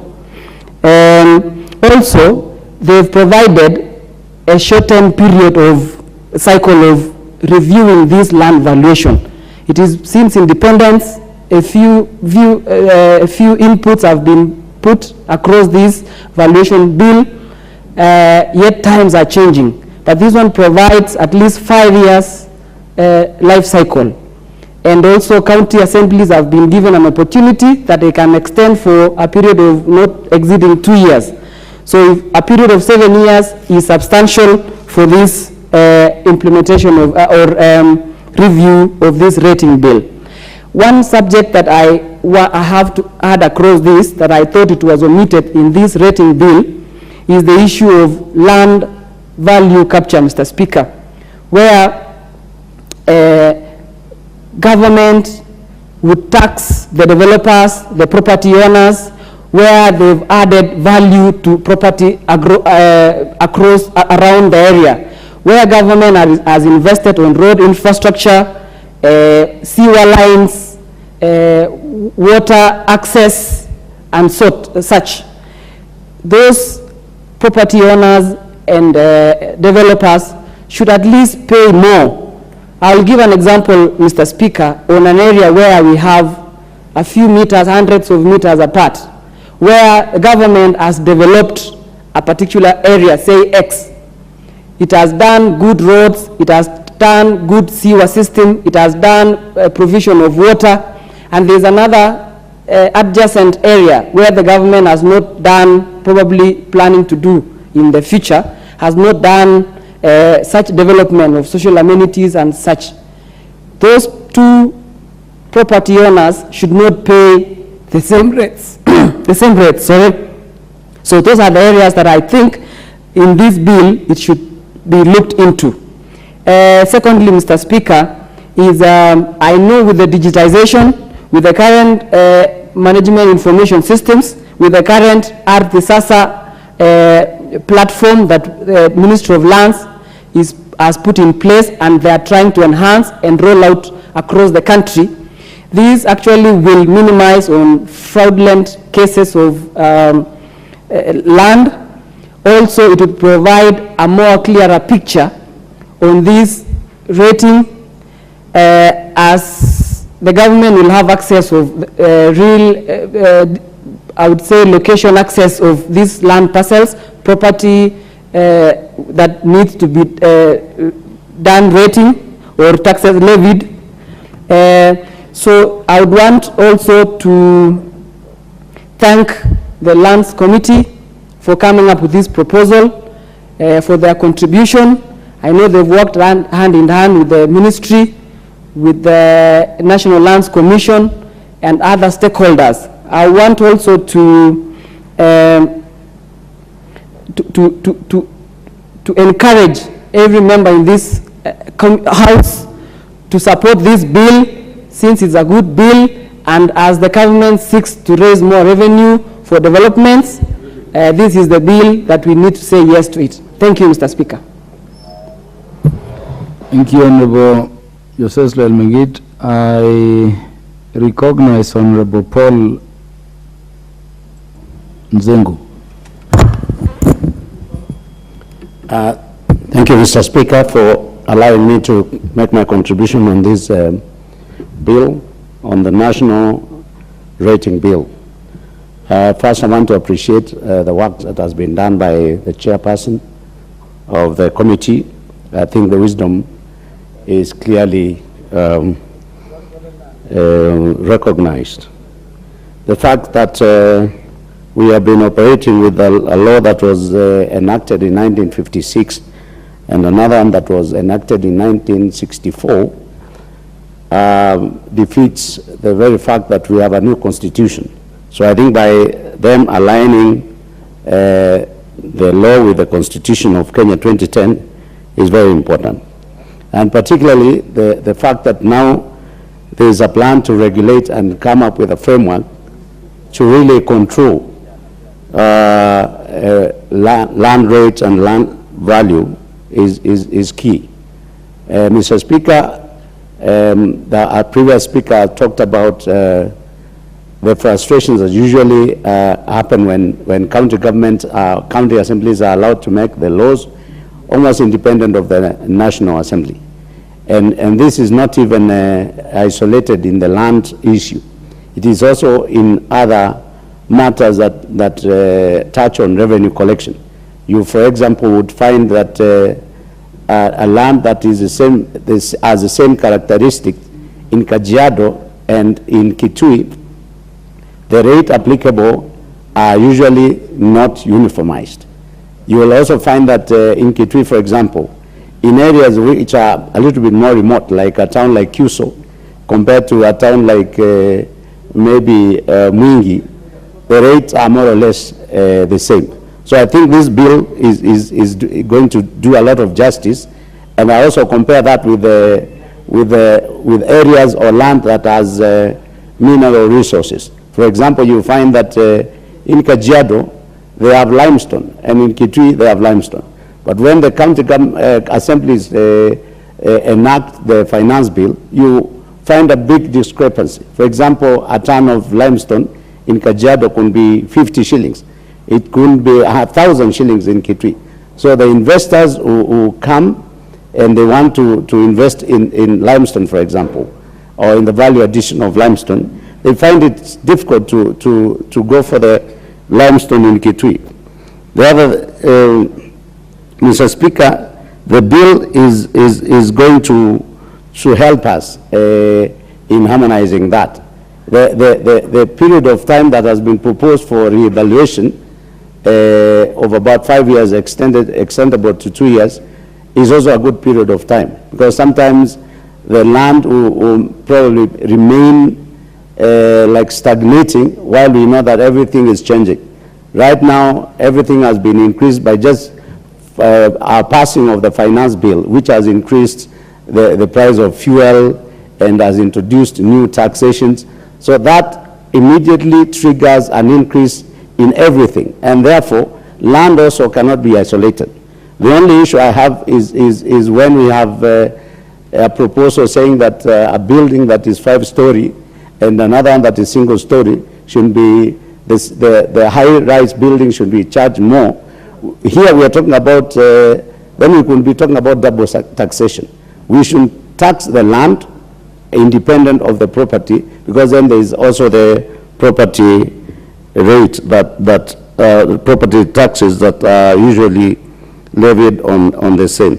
So, Mr. Speaker, I just want to say from the very onset that I really support this bill, and also to say that if we can get this opening where there are cross-cutting issues, where the county assemblies are not supposed just to be, doing their own independent laws. When we can initiate a law from the National Assembly, goes to the Senate, and that law can be a benefit to all of us across all the counties, I think that is a good thing. I'm imagining that the tribunal will come up with a system where, again, like I said, if land in Elgeyo Marakwet has the same characteristic with land in Machakos or Makwiny, then I think we should have a uniformized kind of rating so that Kenyans can benefit from the law at any corner of Kenya. I support. Thank you. Would you sit in this committee? No, I don't. Oh, I need a member of the committee to speak so that they can also elaborate on some issues. The Honorable Kaindi Paul Katana. I imagine you sit in the committee. Yes, I do. Make your contributions. Thank you. And you have all the time, in addition to the elaborate, presentations already made by the chair, to make the members understand this law in better detail. Thank you, Mr. Speaker, for giving me this chance. On the onset, I am in support of this bill because, as you have seen, Mr. Speaker, this the last time this land rate was done was 1965. So up to now, it is an outdated law. And as you know, Mr. Speaker, land issues are very emotive, especially at the coast. And with this valuation, with this rate, valuation rate, it will give our county governments an opportunity to have their own source of revenue. It is also going to assist because most of the large chunks of land, especially in coast, we call them the absent landlords, the land has been lying idle. It's not benefiting both the national and the county government.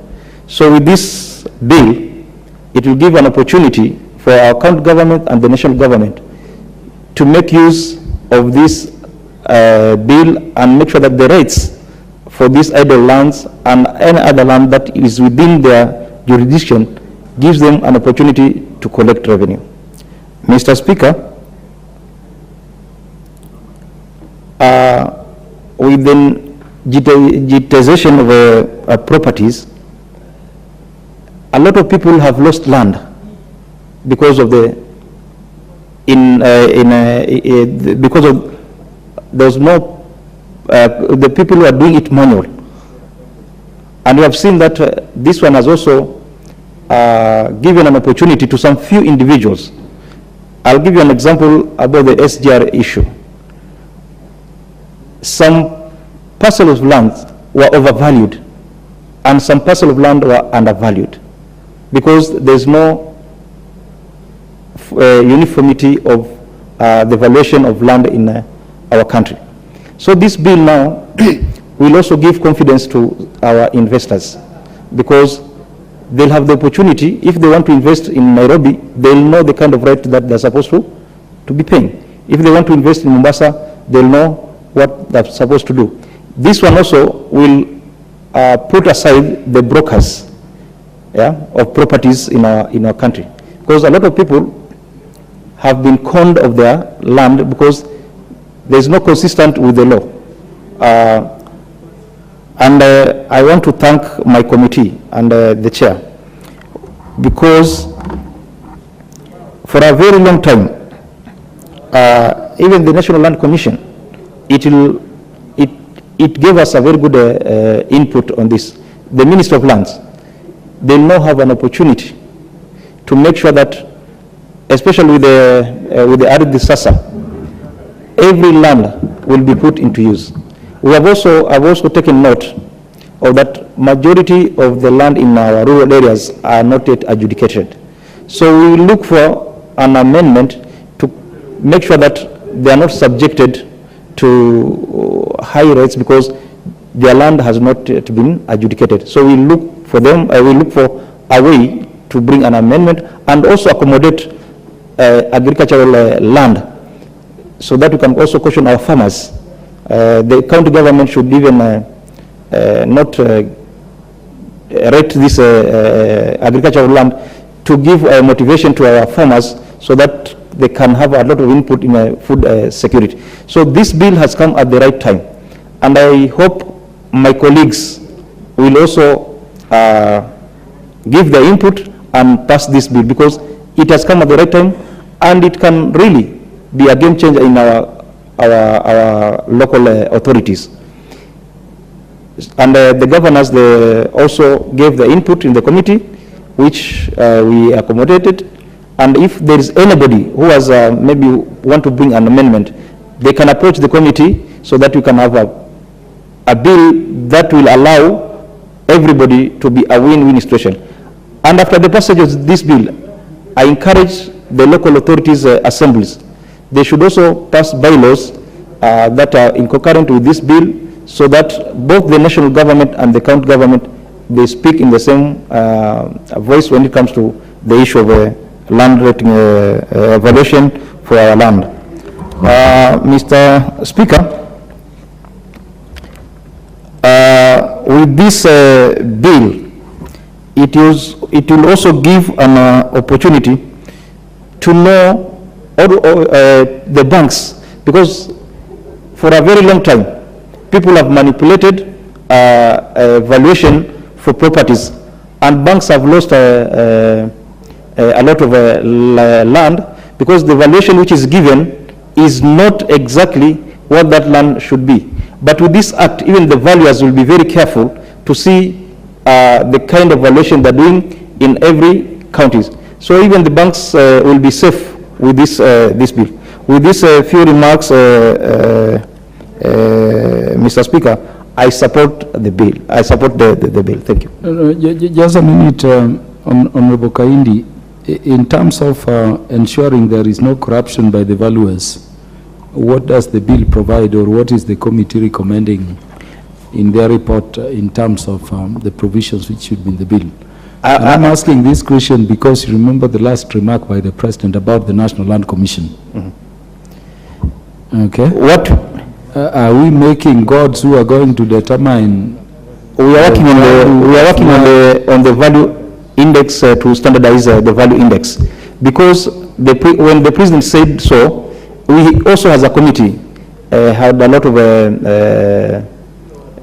problems, and there's a lot of petitions from the public, because I have used the SJ as an example. You might see the same place, the same area, yeah. Now, 1 acre from the other side is valued, its valuation is on the higher side, and from the left side, it is on the lower side. That one, it's a conflict of interest, but with this new rate, will now cap the valuers, because I'll know this particular county, the land rate or the valuation of this land is this one. So it is going to assist, it is going to stop corruption and manipulation of valuation report by surveyors. Thank you. Thank you very much. Honorable Paul Biego, the MP for Chisume,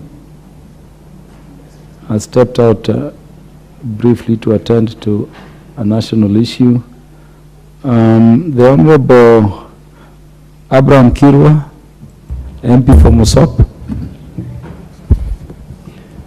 Thank you, Mr. Speaker, for giving me this opportunity to support this bill on rating, national rating. Mr. Speaker, this for sure is a bill that has come at a timely manner when our nation is actually trying to digitalize registration of lands, at the same time to reduce the conflicts. And as such, I stand here, Mr. Speaker, to support this bill that has been discussed here at the same time from the Committee of Lands.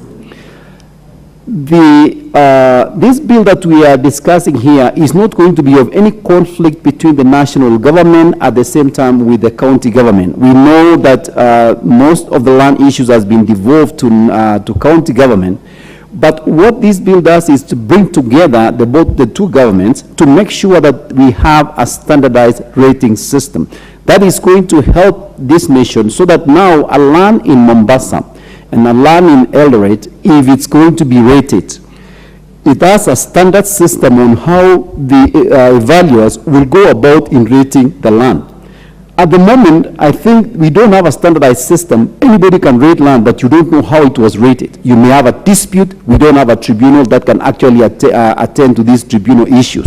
So this particular bill is helping to make sure that a lot of conflicts are reduced. At the same time, it helps us to bring a standardized system where most of the countries in the world do use those systems. So as such, Mr. Speaker, I support this bill. There is a lot of good things on this bill that is going to actually bring, it addresses the issues of succession, it addresses the issues of freehold, it addresses the issue of royalties.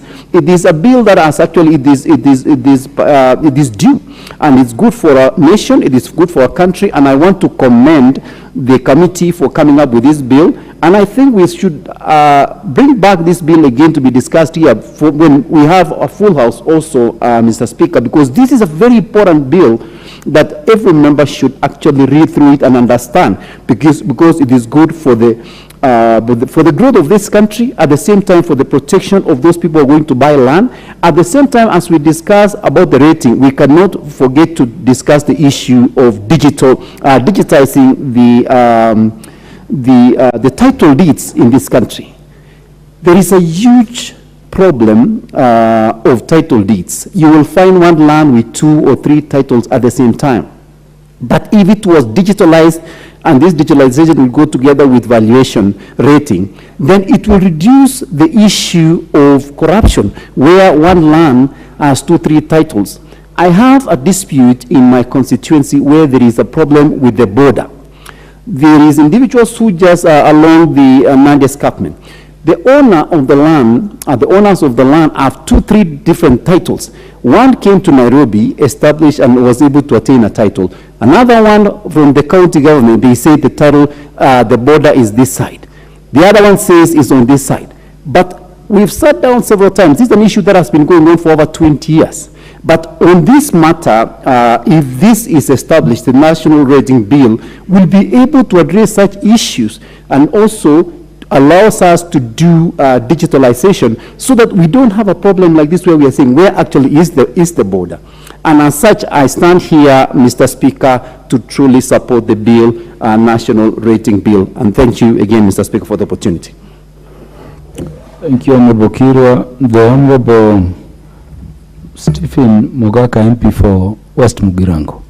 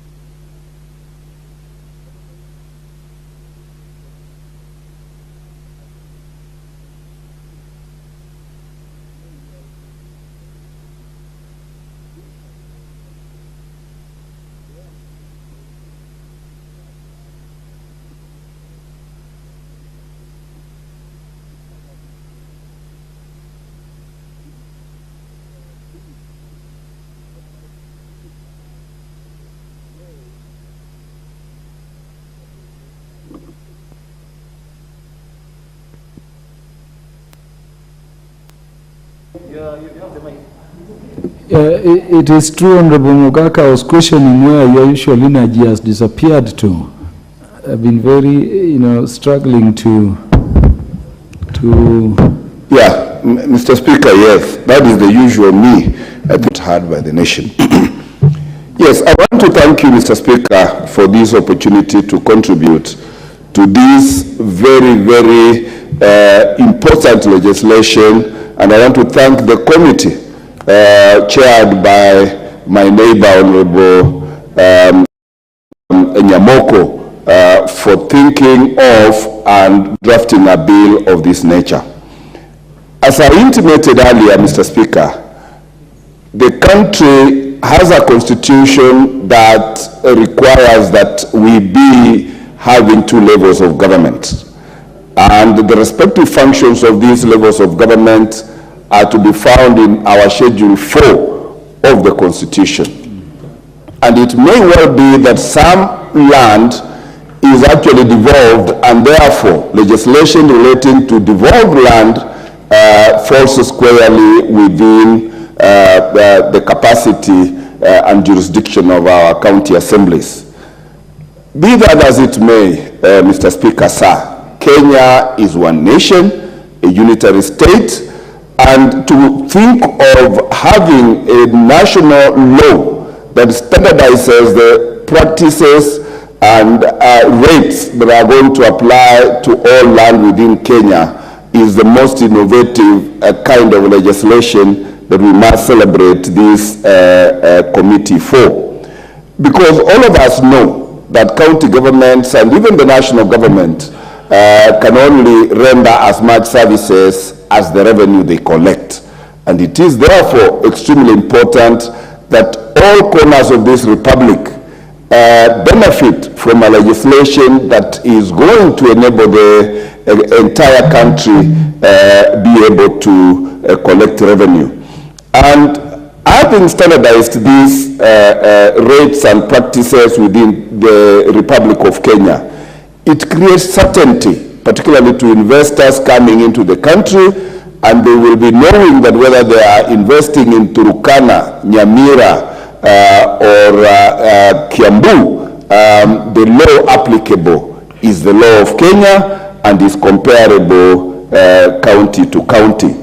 And this will also enable us maximize revenue collection and be able to stimulate the economic multiplier to make sure that we catch up with a 2-digit growth rate quickly enough.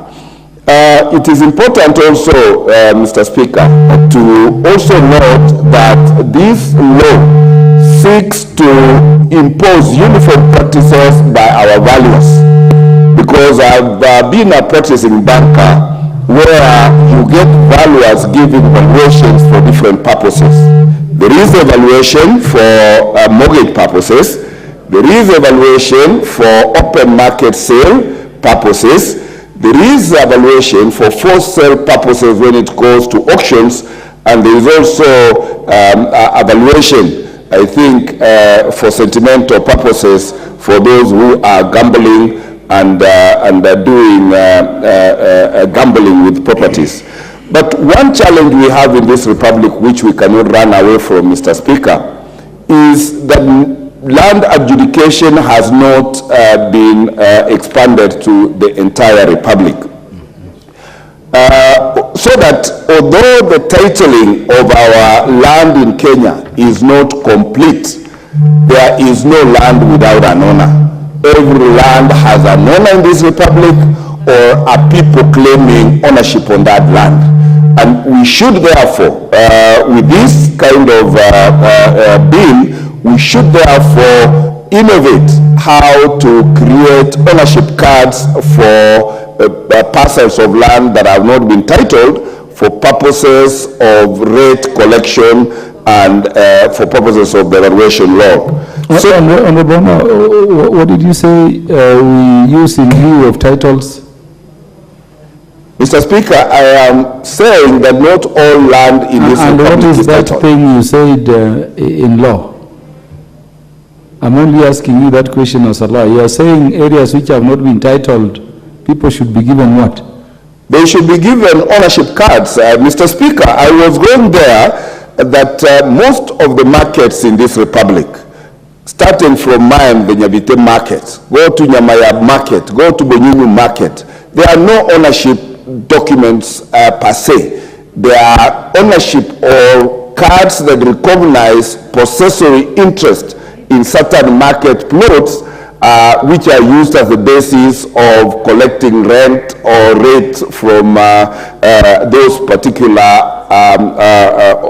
owners, in quotes, or possessors of the council or county land that are in markets.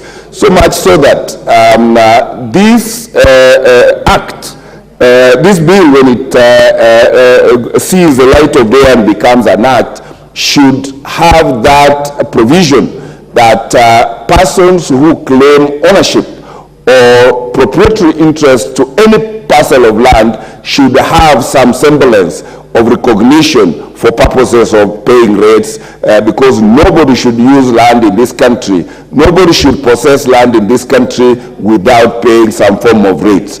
And this will, Mr. Speaker, incentivize those who are holding land that is not being utilized to consider leasing those parcels of land to those people who can use them for economic value, and by so doing they will be collecting rent on those parcels of land, which will offset the rates that are going to be required to be paid.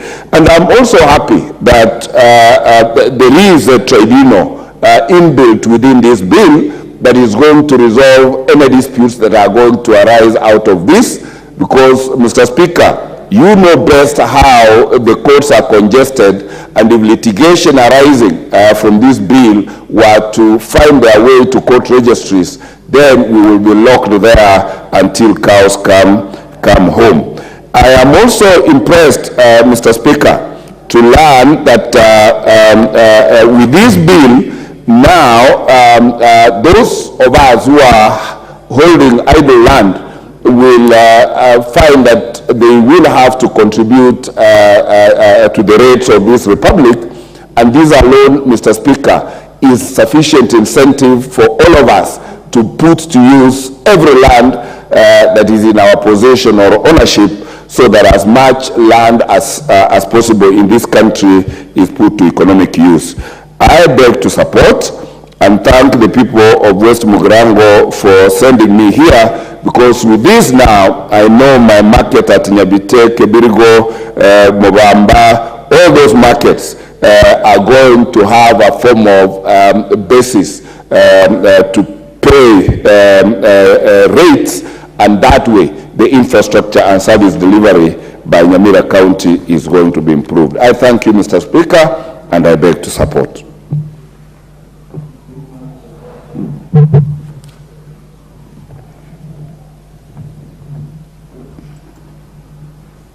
I'm searching for Honorable Mark Mwenje, the MP for Embakasi West. Thank you, Honorable Speaker. First of all, from the onset, I think this bill is very timely, that it has taken long for us to actually bring such a bill to this House, and I'm proud that it actually finds me in this House. And especially, Honorable Speaker, the issues of land, unfortunately, have become matters that are split between national government and the counties. And I'm sorry to say, I don't think the counties have handled this matter as well as it should. So I believe this is the beginning of the national government starting to take charge. Honorable Speaker, just before I proceed, the leader majority was moving this bill.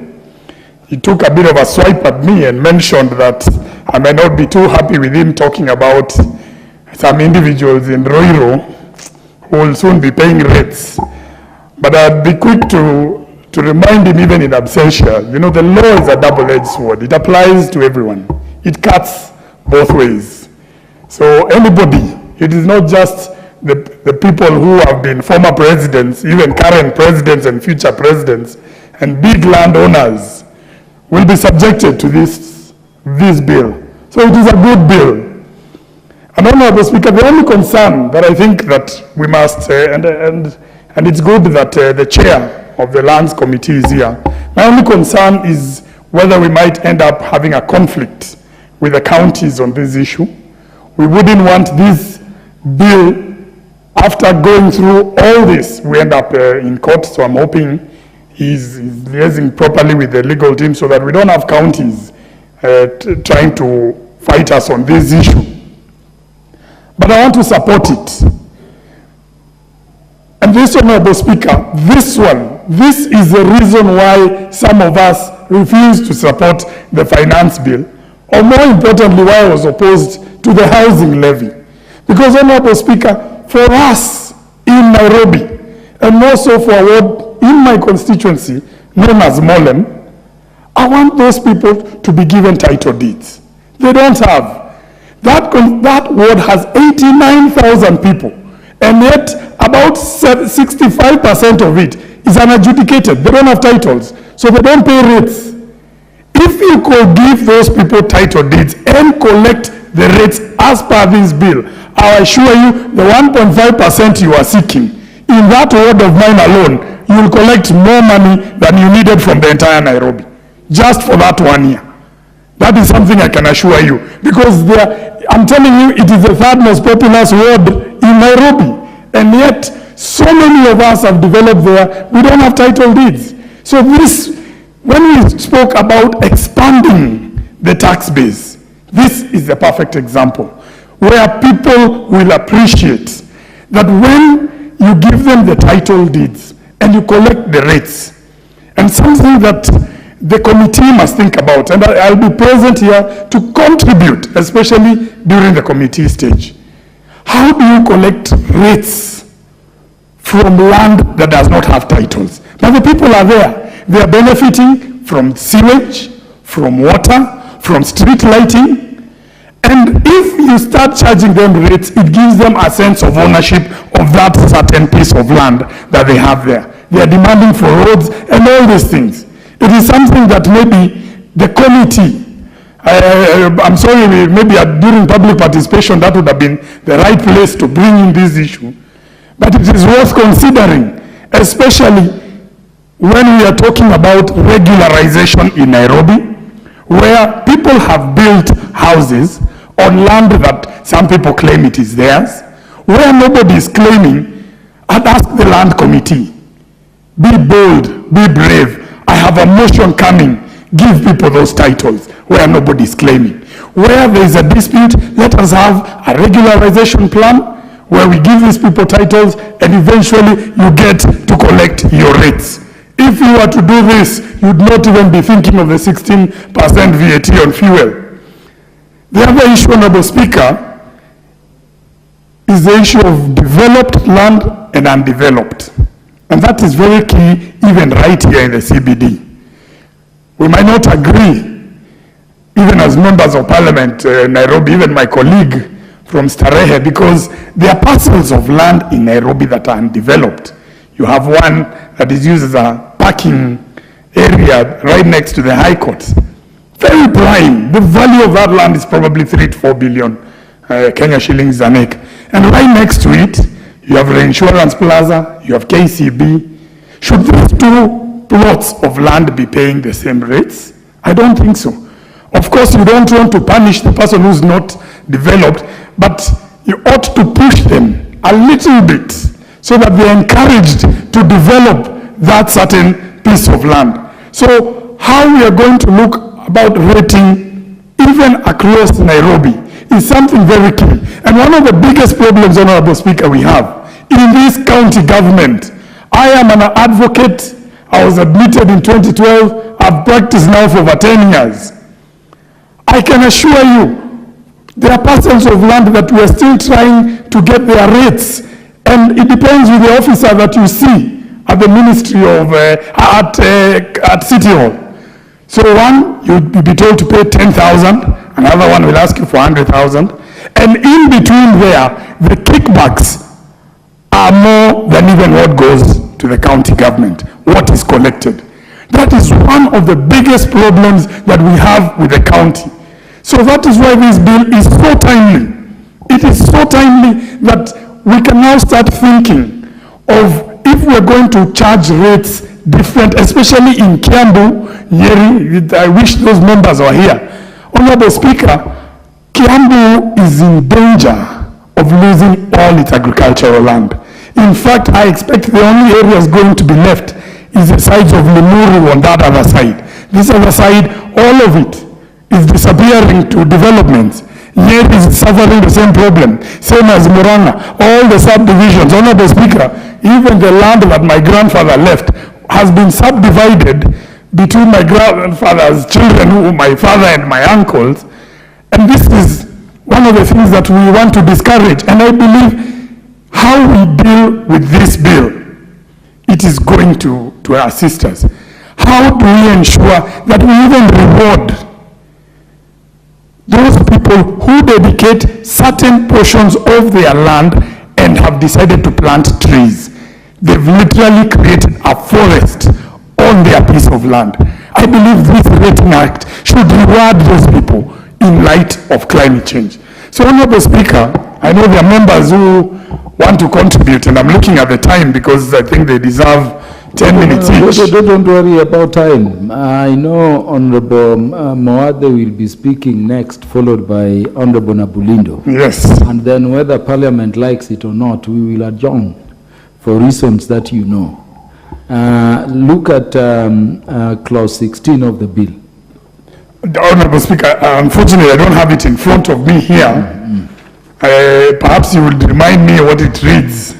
Yeah, it says, I should never do, but it says the system for payment of rates will be established by the County Executive Committee. I want your view on this because you are saying the counties are collecting a lot of money and expecting a lot of money from the national government. Correct. But the money they collect, you know the report of the auditor concerning the last, two county governments of Nairobi. Yes. Over 18 billion or so alleged to have been lost.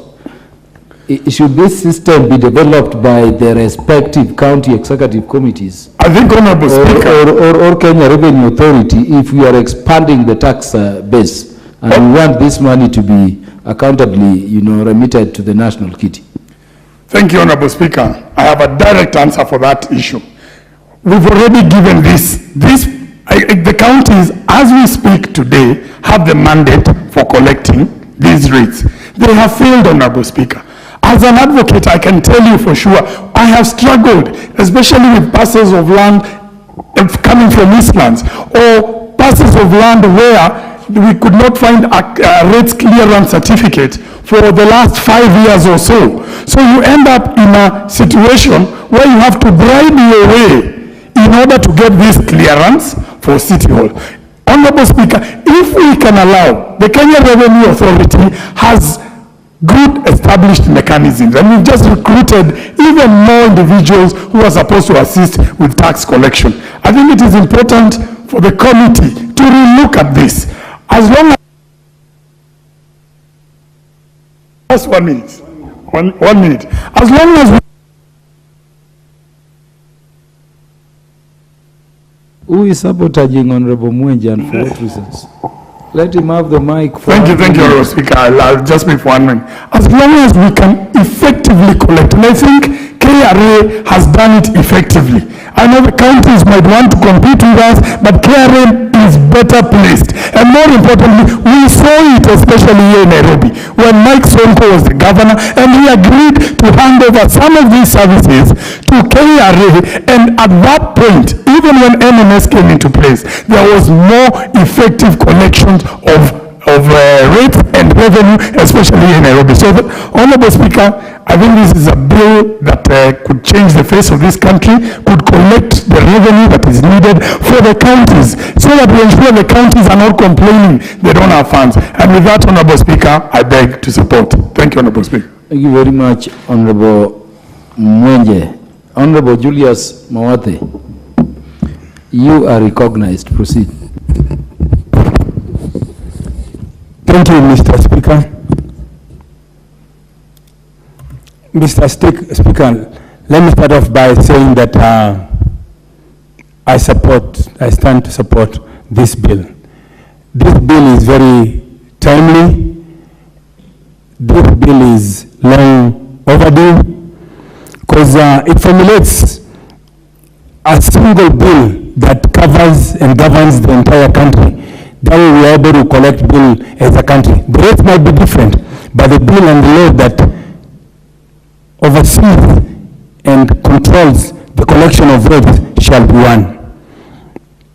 As we talk about the issue of collecting rates, there are so many parcels of land that in Kenya that the owners don't have title deeds. Some large parcels of land, some small parcels of land, and yet they don't have title deeds. How will you be able to collect rates without issuing title and knowing the owner of that title? The best thing, the first thing, if you think about this, is to make sure that we fast track the issuance of title. That way, when you collect rates, you're collecting rates from the correct person. Some of these delays in the issuance of titles have caused double issuance or double green, have actually encouraged green or land grabbing. Because since the land doesn't have a title and somebody who has influence sees an empty land that doesn't have title, then they go to the land's office and start fighting for that piece of land that might be owned or might belong to a low income or a poor person. Hence, you end up with two title deeds. Mr. Speaker, I'll use the example of the people in my constituency. It's about time that the government issued titles to the people of Mukuru Kwanjenga. It's about time that the government issued titles to the people of Mukuru Kwaruben. Once you give them the title, they will be able maybe go to a bank and build, borrow money and build. People of Riara don't have title deeds. And the majority of Embakasi South, they have challenges of accessing title deeds. They have so many squabbles, so many fights. We saw a year and a half ago, demolitions, illegal demolitions happening in Mukuru Kwanjenga, supposedly in the name of building a road. It turned out that some people are misled, and some unscrupulous, corrupt people at two ministries within the government chose to just kill its own citizens only in the name of land, in the name of soil. You kill, they murdered so many people who are fighting to retain their land in Mukuru Kwanjenga. It's about time now that we have a different government, that these people are recognized as total owners, and they have the necessary people have been there, living there for the last 60, 57 years. Somebody's ID on the backside, as one of the sergeants came and told them, one of the inspectors came and told them, and I quote, angalia nyuma ID yako na uhure. Meaning, look where you come from, look at where you come from in the back of your ID. I have give an example of a lady called, I choose not to use her name, but there's a lady that has been there for the last 50, about 50 years, she's about 58 years old. The back of her ID says her village is Mukuru. Her sub-location is Mukuru Kwanjenga. Location, Mukuru Kwanjenga. And the division, Embakasi. Sorry, there's a district, Embakasi. And then division, Embakasi. Nairobi. She was born there. Where should she go when you tell her, and I quote, tutakubomolea? You can do whatever you want to do. So it's about time, as we talk about this nice bill on rates, we also first of all consider issuing title deeds to our fellow Kenyans, wherever they may be. And as we talk about these rates, it now might be aiming at specific individuals. It cuts both ways. Thank you, Mr. Speaker. The Honorable Moade, the Honorable Oscar Nabulindo. Why am I not getting you? He doesn't exist. Yeah, you have the mic. Thank you, Mr. Speaker. Mr. Speaker, first, thank you very much for giving me an opportunity to contribute to this good motion and a good law.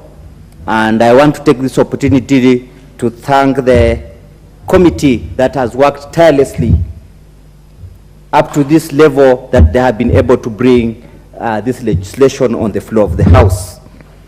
Mr. Speaker, this is a very timely and important legislation in this country, especially at this time when the government of the day is struggling to collect taxes and rates from the public to be able to implement its programs.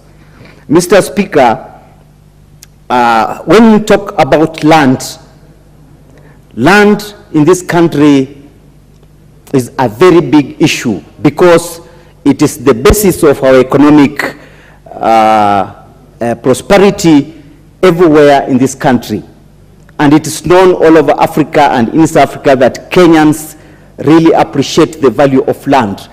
And therefore, this legislation will really go a long way in making regulation over land rates that will help the county government and the national government on how to levy tax on lands. Mr. Speaker, sir, we are in the era of whereby we have county governments that are strongly depending on the national government for their revenue to run the county government. And actually that's not supposed to be the case. The county governments are supposed to be semi-autonomous or autonomous in terms of economy. But unfortunately we are living in a country where almost all the counties, including Nairobi and Mombasa, which are big counties with strong economies, they are still depending on the national government to run the affairs of their counties. Mr. Speaker, and therefore there is need for the counties to enhance and improve and regularize their tax collection, and that begins with the land, the issue of land and land rates. Mr. Speaker, but the county government or the national government cannot place good rates or levies on land that does not have proper ownership. The problem in this country is most of the Kenyans and most of the businesses do not have proper documentation of the land to show ownership. For example, almost 60% of all the schools in this country do not have ownership documents on the land on which they sit, and therefore they cannot be taxed or they cannot pay rates because there's no documentation to show ownership. Mr. Speaker, the only way that we shall register growth in the counties is if the counties are able to collect enough revenue to run their affairs. We have seen in very many places, if the government delays to disburse funds to the counties, even for a month or 2 months, the counties actually go on their knees, and the governors are always crying that they want to shut down the counties. And one asks, what happens to the money that the counties collect?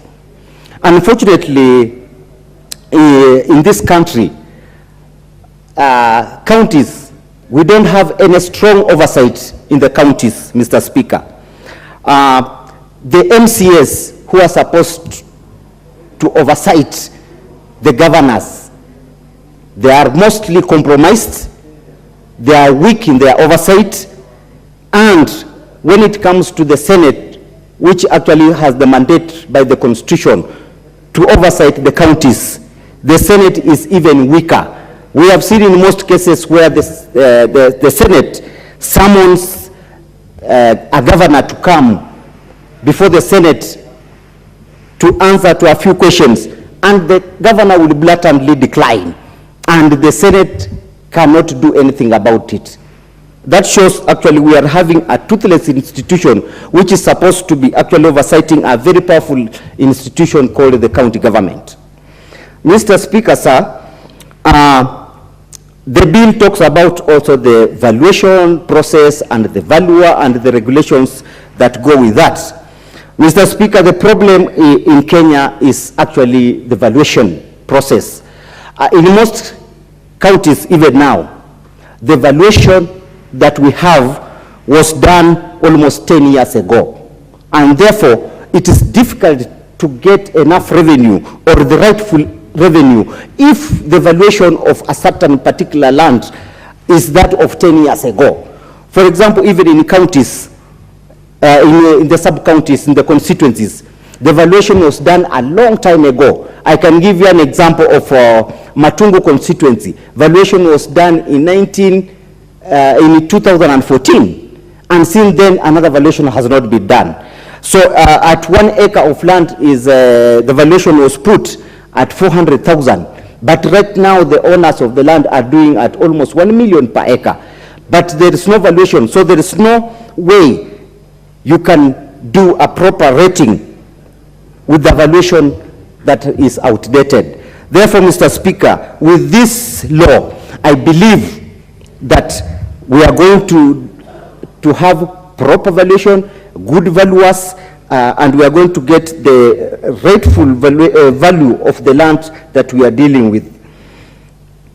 Mr. Speaker, to finish my contribution, I would like to say that as the committee goes back to look at the views that members have given, and when they come back to the House, we are expecting to see good amendments, and we are going to support the bill so that we come up with a good law that is going to help the counties and the national government to be able to raise enough revenue from land and land-related properties and ownership in this country. With those few remarks, Mr. Speaker, I beg support. Honorable Nabulindo, do you sit in this committee? No, Mr. Speaker, sir. Yes, I'm an interested party. I was asking that because one thing I love in this bill is its definition of rateable honor. Yes. And it says for you to be a rateable honor, you must be the registered owner of the property. I remember when the CS land was here, so many MPs were asking about when their areas will be titled. Yes, sir. So the bill appears to indicate that those areas which have not been titled will not be paying rates. And I think that is how it should be. So maybe the committee should move as fast as possible, in my view, and ensure that those areas are titled. Areas like those NYANZA areas which have not been titled, move now with speed if you want them to pay rates, which are taxes on land, to be titled immediately. And I'm also happy with your presentation that we should have very clear criteria. Yes. Very clear criteria. Yes. Or criterion around the rates and the evaluation. Yes, Mr. Speaker. The debate on the bill will continue. Honorable members. Order. Honorable members, the time being 7 p.m., this House stands adjourned until Wednesday, 26th July 2023 at 9:30 a.m.